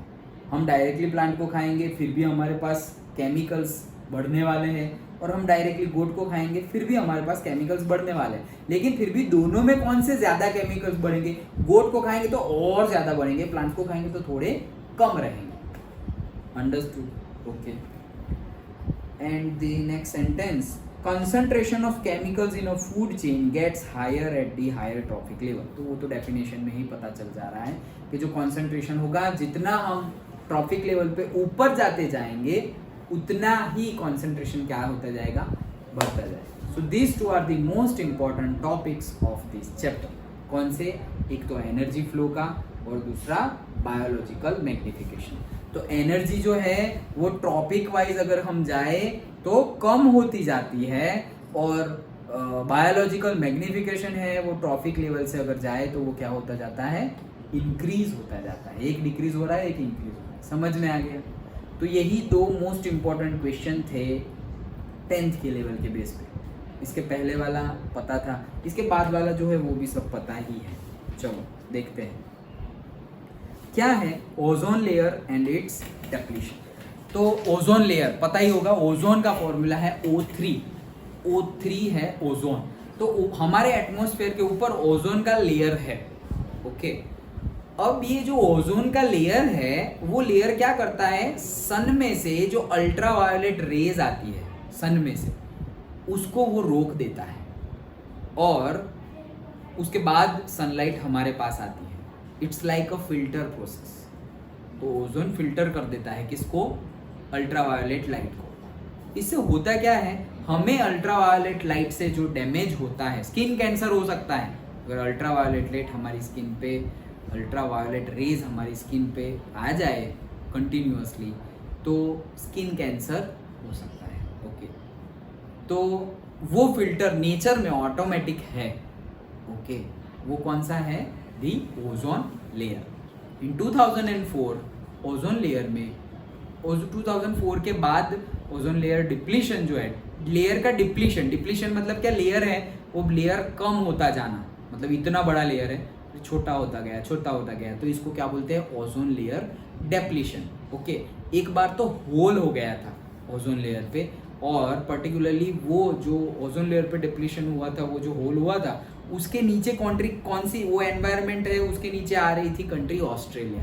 ओके, तो ऑस्ट्रेलिया के लोगों को बहुत ही ज़्यादा इचिंग और स्किन रैशेज, इचिंग वो सब हो रहा था, स्किन डिजीज हो गए थे। ओके, फिर सबको पता है ये सब हुआ क्यों, कहाँ से आया ये सब, क्यों ऐसा हो रहा है, क्यों ऐसे चल रहा है, बाकी नेशन में तो कुछ नहीं हो रहा है, तुम्हारे वहाँ पे ही क्यों हो रहा है।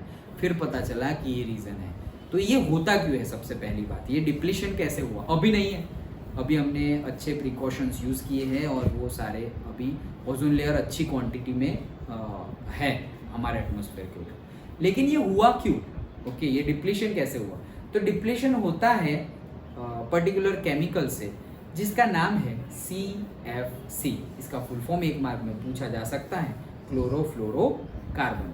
ये क्लोरोफ्लोरोकार्बन कहाँ होता है? तो जनरली जो हमारे ACs है, AC एयर कंडीशनर और रेफ्रिजरेटर, उसमें जो हम बोलते हैं ना कि गैस फिल करना है, जिस गैस की वजह से कूलिंग इफेक्ट आती है, दैट गैस इज CFC।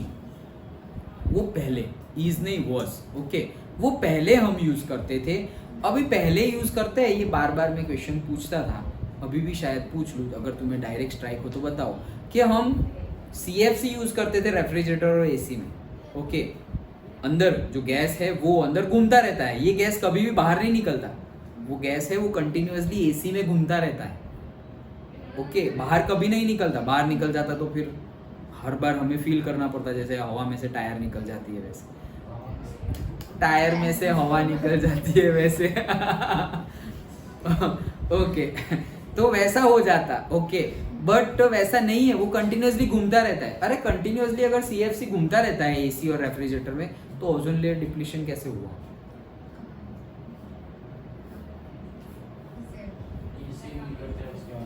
वो सराउंडिंग को क्या इसी नहीं, क्या कोई वर्ड था ना कंडीशनिंग क्या, वो जो अभी निर्भय ने बताया वो सही है। वैसे तो अगर गैस अंदर फिल किया है और वो गैस अगर कंटिन्यूअसली चलता रहा, 5 साल चला, 10 साल चला, 10 इयर्स तक तुमने एसी रेफ्रिजरेटर यूज किया, कोई प्रॉब्लम नहीं है, सीएफसी तुम्हारा उसके अंदर ही रहेगा। लेकिन जब तुम्हारा एसी बिगड़ गया या फिर जो अंदर की पाइपलाइन है उसमें लीकेज हो गया, होल हो गया, जैसे कि हमारी टायर में, साइकिल की, व्हीकल की टायर में होल हो जाता है, पंचर हो गया तो कैसे हवा निकल जाती है। ओके, वैसे ही यहाँ पर अगर होल हो गया लाइन में तो गैस क्या हो जाएगा, निकल जाएगा। तो निकल गया तो कहाँ जाएगा, ऊपर चला जाएगा एटमॉस्फेयर में, तो होल हो जाएगा। ये हो गया अगर ऐसे पंचर हुआ तो। दूसरी चीज, अगर हमें मेंटेनेंस करना हो, एक बार फिल कर दिया, गैस फिल कर दिया, अब हमें कुछ बिगड़ गया है, मेंटेनेंस करना है, तो वो जैसे ही तुम वो नट बोल्ट खोलोगे तो वहां से गैस क्या, अंदर प्रेशराइज गैस है, प्रेशराइज गैस है, जैसे Thums Up, Coca Cola pressurise CO2 अंदर फिल किया हुआ है, खोलेंगे तो कैसे फिज होता है, तो अंदर प्रेशराइज गैस है, जैसे ही तुम नट बोल्ट खोलोगे वो बाहर निकल जाएगा।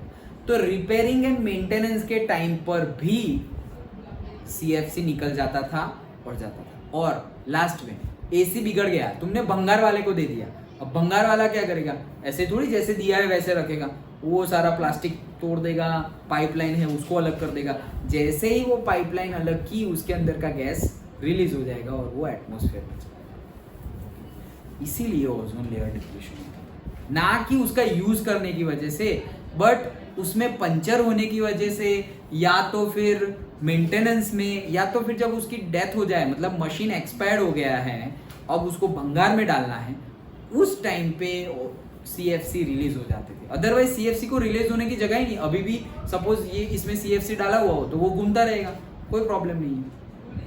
लेकिन अभी पता चला हम लोगों को, तो फिर पूरे वर्ल्ड में ये डिसीजन लिया गया कि भाई अब से सीएफसी यूज करना बंद। तो अब डिफरेंट टाइप ऑफ रेफ्रिजरेंट हम यूज करते हैं, इसको रेफ्रिजरेंट बोलते हैं। तो अब डिफरेंट टाइप ऑफ रेफ्रिजरेंट हम यूज करते हैं जिसके नाम डिफरेंट है, केमिकल नेम भी है और सिंबॉलिक नेम है R12, R134A, R134, वैसे नेम्स हैं। अब हम क्लोरोफ्लोरोकार्बन यूज करते नहीं है। ओके, सो ये बात थी, तो चलो ये हमें सब समझना था।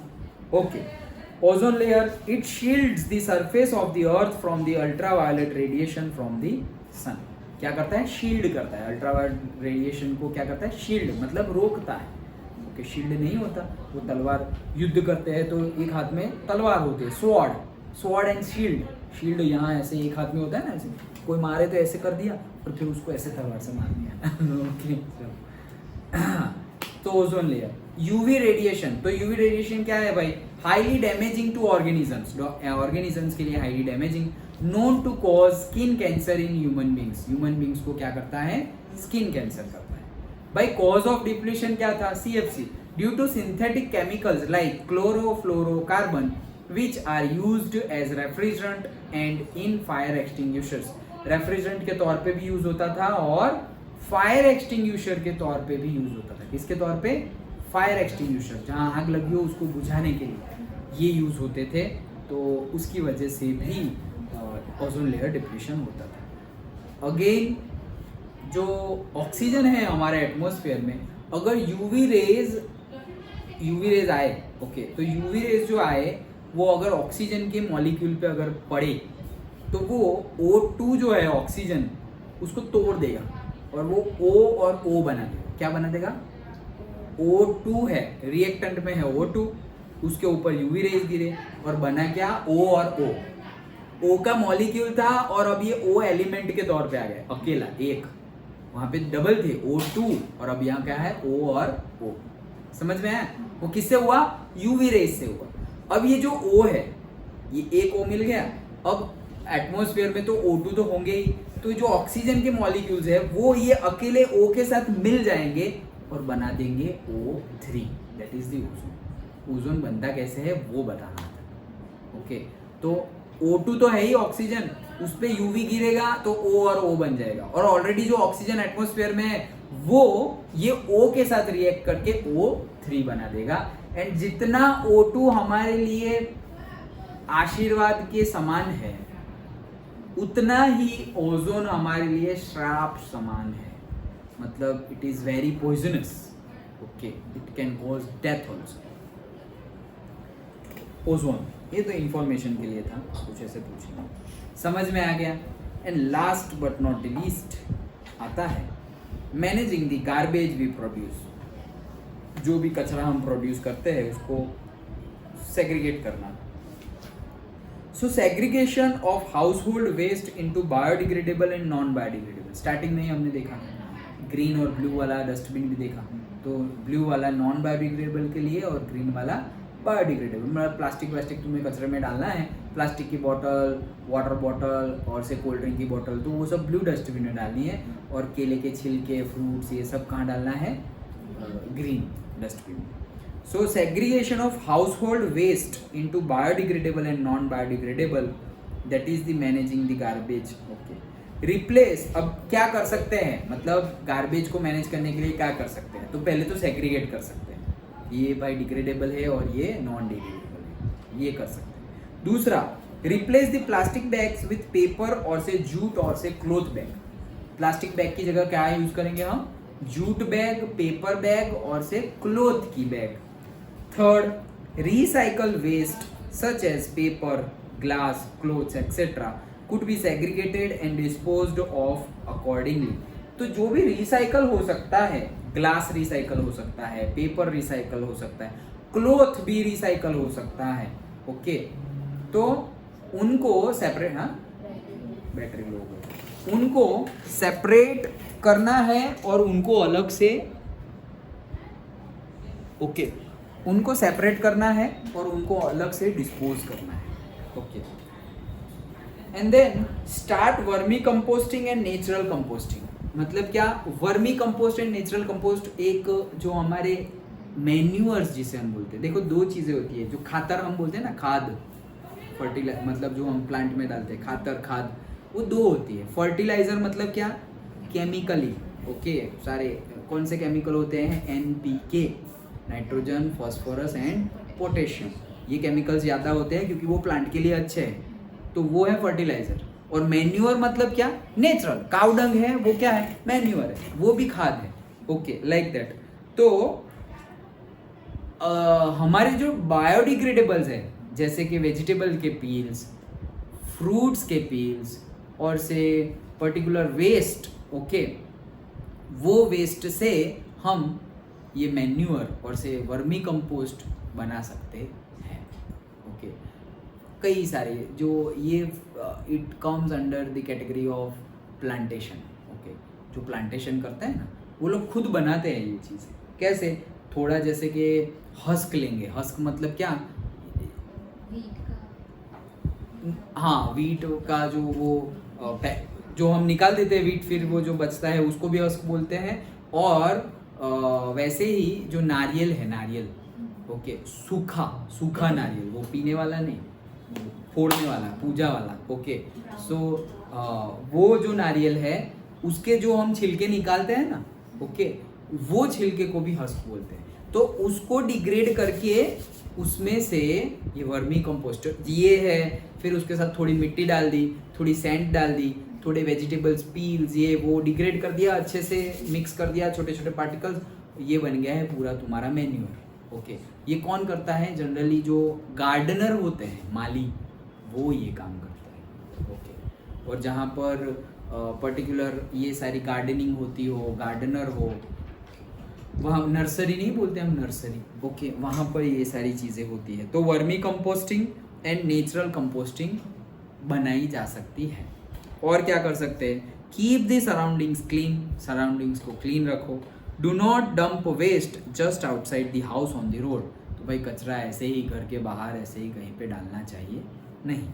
और वैसे तो हम ऐसे बहुत सारे पॉइंट लिख सकते हैं, ओके, कि गार्बेज, मैनेजिंग दी गार्बेज, मतलब गार्बेज जो कचरा है उसको मैनेज क्या क्या क्या क्या कर सकते हैं, तो ये सारे पॉइंट लिखने हैं, जितने लिखे उतने हैं। तो देखो एक लास्ट में यही है चैप्टर में, लास्ट में जो हमने चैप्टर में डिस्कस किया उसके बेस पे एक क्वेश्चन है, सुनो ध्यान से। A farmer is using an insecticides to protect his cereal crop from the attacks of insects. Farmer क्या कर रहा है, इंसेक्टिसाइड्स का यूज कर रहा है सीरियल्स से, वीट, वो वीट की फार्मिंग कर रहा है। अब वीट को इंसेक्ट्स डैमेज ना कर दे इसलिए वो इंसेक्टिसाइड्स यूज कर रहा है वीट के ऊपर, okay. This crop serves as food in the following two food chains. भाई ये क्रॉप है, ये गेहूं है, ये गेहूं दो फूड चेन में है। एक फूड चेन कौन सी है, ये गेहूं को कौन खा रहा है डायरेक्टली, मैन, हम लोग खा रहे हैं। गेहूं को कौन खा रहे हैं डायरेक्टली, हम लोग खा रहे हैं, ये पहली वाली फूड चेन। दूसरी वाली फूड चेन सीरियल क्रॉप्स मतलब वीट, देन हैन खा रही है, ये गेहूं हैन खा रही है, एंड देन हम हैन को खा रहे हैं। दो फूड चेन हो गई, समझ में आ गया। पहला गेहूं को ह्यूमन बींग खा रहे हैं, दूसरा गेहूं को हैन खा रही है और हैन को ह्यूमन बींग खा रहे हैं, डन, दो फूड चेन हो गई, ओके। अब क्वेश्चन स्टार्ट होता है। If some insecticide is absorbed by the crop से इंसेक्टिसाइड्स क्या हो जाएगा, एब्जॉर्ब हो जाएगा, ऑब्वियसली एब्जॉर्ब होगा ही, and is eaten by man along with his food, मतलब जो फूड खाया हो तो उसमें वो भी चला गया।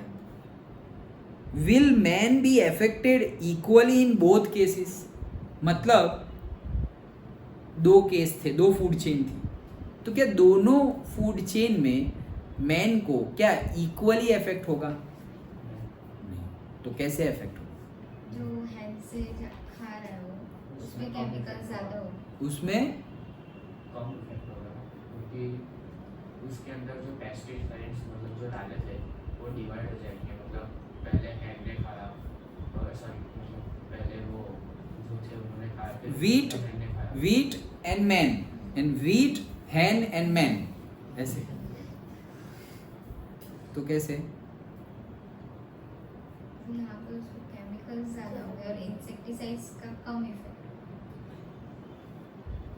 हाँ बट हम तो अफेक्टेड, यहाँ पे क्या पूछा है डायरेक्टली कि will man be affected equally in both the cases, ऐसा क्वेश्चन है, तो ऑब्वियसली नो। अब कौन से इफेक्ट में, जैसे तुमने अभी बताया वैसे बताओ कि क्या ज़्यादा क्या कम, इंसेक्टिसाइड्स के बेस पे। कोई भी बेस पे बताओ।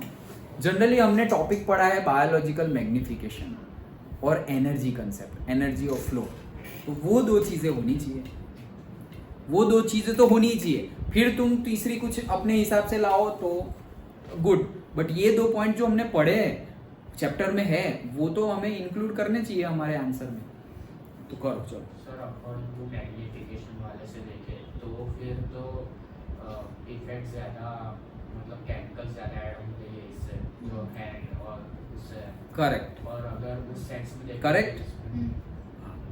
इंसेक्टिसाइड्स है तो फिर उसमें हैंड्स में कम होंगे मेरी, क्योंकि हैंड्स में और उसमें डिवाइड हो जाएगा ना, तो थोड़े केमिकल्स हैंड्स के अंदर रह जाएंगे फिर ह्यूमन्स के अंदर आएंगे।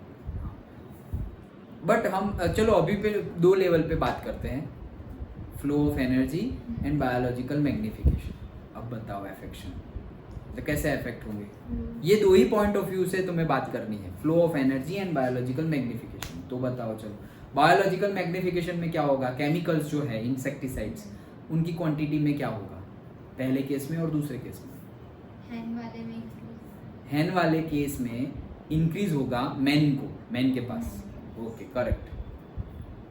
और एनर्जी की बात करें तो एनर्जी हैंड वाले से कम होगी, उससे ज़्यादा नहीं होगी डायरेक्ट प्लांट्स, फिर भी हम हैन खाते हैं क्योंकि अंदर प्रोटीन ज़्यादा है। अरे भाई डायरेक्ट प्लांट खाओ ओके चलो, ये तो ऐसे ही बोला मैं। हाँ तो बात करेक्ट है। ओके ये 2 पॉइंट हमें इंक्लूड करने ही चाहिए। कौन से? फ्लो ऑफ एनर्जी एंड दूसरा बायोलॉजिकल मैग्निफिकेशन। करेक्ट, ये 2 इंक्लूड करने चाहिए। और तीसरा जो तुम बोल रहे थे वो तुम बोल सकते हो कि भाई इंसेक्टिसाइड है और प्लांट ने अगर इंसेक्टिसाइड्स को एब्जॉर्ब कर लिया है, हम डायरेक्ट वो खाएंगे तो इंसेक्टिसाइड्स की कोई रॉन्ग इफेक्ट हमारे ऊपर हो सकती है। लेकिन शायद हैन ने खाया है वो प्लांट तो शायद हैन ही मर जाए, लेकिन हम तो मरी हुई खाते हैं ना, हम कहाँ जिंदा खाते हैं तो तो वो केस में तो हमारे पास आने से रहा। ओके इंसेक्ट नहीं, ये है, यही तो है। अभी वो क्या आया था, वो कौन सा डिजीज था? Bird flu. तो वो इसी से तो फैल रहा था कि वो जो हैंड्स है वो सारी डिजीज वाली है, और वही हैंड्स अगर हम खाएंगे और उनके एग भी खाएंगे तो डिजीज होगा। स्वाइन फ्लू जिसे बोलते थे, बर्ड फ्लू, स्वाइन फ्लू। तो वो कैसे आया था? ऐसे ही तो आया था कि भाई इसीलिए लोगों ने मुर्गे खाने बंद कर दिए थे। जिनको मैं जानता हूँ जो खाते हैं वो बंद कर दिए थे टोटली कि भाई एग भी नहीं खाना है और हैन मुर्गी भी नहीं खानी है। क्यों? क्योंकि डिजीज वाली थी। तो भाई डिजीज वाली चीज खाओगे तो तुम्हें भी डिजीज होगा ही। समझ में आ रहा है? तो इंसेक्टिसाइड्स की अगर इफेक्ट हो रही है हैन को, होगी ऑब्वियसली। ओके बट विथस्टैंड करने वाली इफेक्ट है तो वो जिंदा रहेगी। वो जिंदा रहे मरे, हमें तो ह्यूमन ने तो मरी हुई खानी है।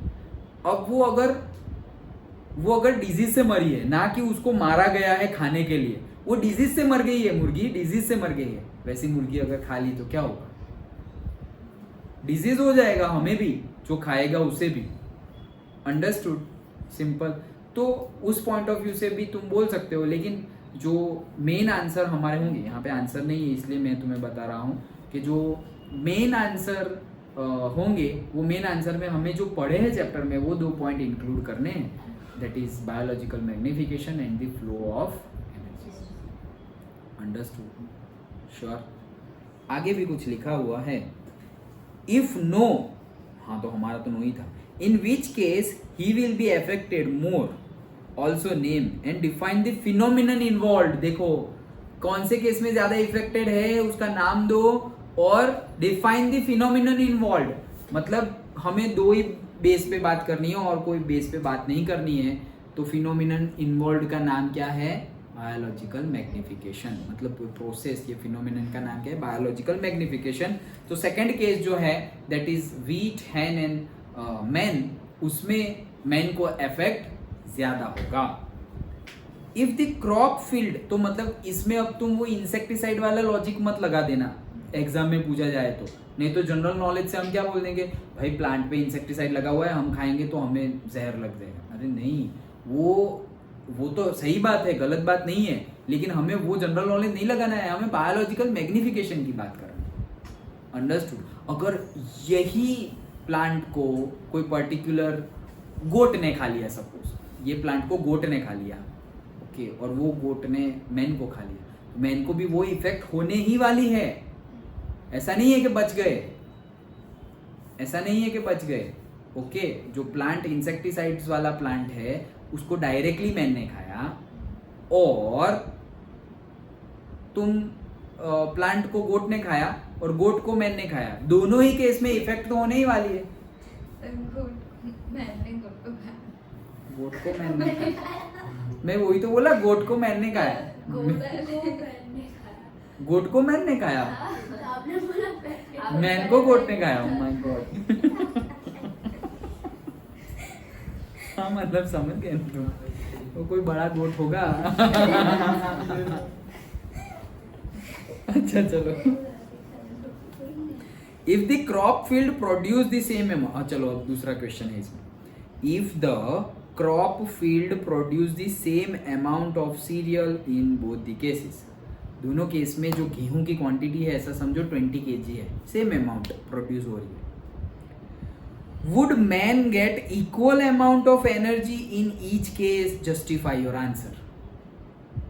देखो पहला क्वेश्चन बायोलॉजिकल मैग्निफिकेशन का था, अब ये एनर्जी फ्लो का है, तो क्या दोनों केस में same equal amount of energy मिलेगी? एनर्जी जो वीट प्रोड्यूस हो रहा है वो सेम है, 20 kg ही हो रहा है। 20 kg वीट, उसके ऊपर इंसेक्टिसाइड्स एंड डायरेक्टली मैन ने खा लिए। 20 kg वीट्स, उसके ऊपर इंसेक्टिसाइड्स, हैन ने खाए वो 20 kg और मैन ने खाई वो हैन। बताओ कौन से केस में ज्यादा एनर्जी मिलेगी? डायरेक्ट प्लांट टू मैन में ज्यादा एनर्जी मिलेगी। जनरल नॉलेज से आंसर मत देना, नहीं तो हम बोलेंगे कि भाई मुर्गी में से ज्यादा एनर्जी मिलेगी, मुर्गी में से ज्यादा एनर्जी नहीं मिलेगी। ओके, लेकिन चलो ये तो समझ गए राइट कि किसमें से डायरेक्ट प्लांट को खाएंगे तब ज्यादा एनर्जी मिलेगी, क्योंकि एनर्जी लेवल कम होता जा रहा है तो भाई यहाँ तो और कम हो जाएगा। अब ये लॉजिकल जो जनरल नॉलेज का हम बात कर रहे हैं, वहाँ क्यों ऐसा होता है कि मुर्गी में से ज़्यादा एनर्जी मिलती है, हम ऐसा क्यों बोलते हैं? और सही भी है, ज़्यादा मिलती है, क्यों? क्योंकि उसके अंदर पहले से प्रोटीन्स प्रेजेंट। हाँ, लॉजिकल आंसर है, हाँ पहले से उसके अंदर प्रोटीन्स कहाँ से मतलब ऐसा समझो, अगर हम जो क्वेश्चन जो हम पढ़ रहे हैं उसको एकदम डिटेल्ड में देखें ना तो वो पॉसिबल ही नहीं है कि हैन में से हमें ज़्यादा एनर्जी मिले। क्यों? क्योंकि फिर अभी ऐसा होना चाहिए, मतलब हैन छोड़ो, गोट पकड़ो, क्योंकि हैन प्लांट नहीं खाएगी, हम प्लांट को खिला रहे हैं। तो प्लांट है, सपोज एक ही प्लांट है, एक ही प्लांट है और वो कोई गोट है, वो नया बच्चा ही गोट है, ओके, मतलब जस्ट काफ है, बच्चा है, उसके पास ज़्यादा एनर्जी है ही नहीं, वो सिर्फ जिंदा रह रहा है, उतनी ही एनर्जी है, न्यूट्रल लेवल पे है, ज़्यादा एनर्जी नहीं है उसके पास। अब ये प्लांट, एक ही प्लांट है, वो एक प्लांट हम खा रहे हैं, उसमें से जो हमें एनर्जी मिलेगी, ओके, और ये प्लांट को वो गोट खाएगा और गोट को मैन खाएगा, तो हमें कम एनर्जी मिलेगी, लेकिन फिर भी ज़्यादा एनर्जी मिल रही है। क्यों ज़्यादा एनर्जी मिल रही है? क्योंकि गोट का जो बॉडी बना हुआ है वो ये एक प्लांट से बॉडी नहीं बना हुआ है, गोट का बॉडी तो पहले से डेवलप था, और तुम सिर्फ एक प्लांट से जो बॉडी बना है, मतलब गोट का बॉडी बना ना, गोट की बॉडी का ग्रोथ हुआ ये प्लांट खाने से। तो सपोज ऐसा समझो कि एक कान नहीं था, समझने के लिए गोट का एक कान नहीं था और ये प्लांट खाने से गोट का एक ही कान था, अब दोनों कान हो गए, क्योंकि ये प्लांट खाया, समझने के लिए ये प्लांट खाया तो उसकी बॉडी का ग्रोथ हुआ, तो एक कान की बजाय अब दोनों कान हो गए। अब तुम पूरी की पूरी गोट खाओगे तो ज्यादा ही एनर्जी मिलेगी भाई, पूरी गोट की बात थोड़ी चल रही थी, इसके अंदर से जो एनर्जी मिली उसकी बात चल रही थी। तो भाई इससे अंदर से तो सिर्फ उसका एक कान बना है, तुम उसका सिर्फ एक कान खाओगे तो तुम्हें कम एनर्जी मिलेगी कंपेयर टू डायरेक्ट प्लांट खाने से। समझ में आया? तो जनरल नॉलेज में ये क्यों रॉन्ग हो जाता है? रॉन्ग क्यों हो जाता है? हम तो बोलते हैं ना कि भाई इसमें तो ज्यादा एनर्जी मिल, मुर्गी में से ज्यादा मिल रही है, गोट में से ज्यादा मिल रही है। क्यों जनरल नॉलेज में ये रॉन्ग हो जाता है? समझ में आया? ये हम एक्स्ट्रा बात कर रहे हैं, ये चैप्टर में नहीं है, लेकिन वो कंफ्यूजन सॉल्व, डाउट रह जाएगा ना, कन्फ्लिक्ट रह जाएगा ना। समझ में आया कि जितना बॉडी ग्रोथ हुआ है वो प्लांट खाने से, उतना बॉडी पार्ट नहीं खा रहे हम तो पूरा ही बॉडी खा रहे हैं, इसीलिए हमें ज्यादा एनर्जी मिल रही है। अगर इससे ये प्लांट खाने से जो बॉडी का ग्रोथ हुआ, उतना ही ग्रोथ वाला बॉडी अगर हम खाते तो हमें और कम एनर्जी मिलती। अगर डायरेक्ट जो खा रहे उससे जो एनर्जी मिली और ऐसे घूम के आएंगे तो और कम एनर्जी मिलेगी। समझ में आया? पक्का? ओके। हमें चैप्टर में, एग्जाम में, टेस्ट में आंसर देने हैं एनर्जी लेवल के हिसाब से, फ्लो ऑफ एनर्जी के अकॉर्डिंगली एंड बायोलॉजिकल मैग्निफिकेशन के अकॉर्डिंगली। लेकिन जनरल नॉलेज में ऐसा क्यों होता है वो भी हमने डिस्कस कर लिया। अंडरस्टूड? समझ में आया? यही था हमारा chapter. Okay, over environment. So इसके अंदर एक्टिविटी 8 एक्टिविटीज, 9। ओके। तो activities as well as activities related questions and in text and जो एक्सरसाइज के क्वेश्चन है that we will discuss tomorrow. Okay. हाँ, कल कुछ है क्या? कल तो छुट्टी नहीं है. हाँ, तो यही टाइम.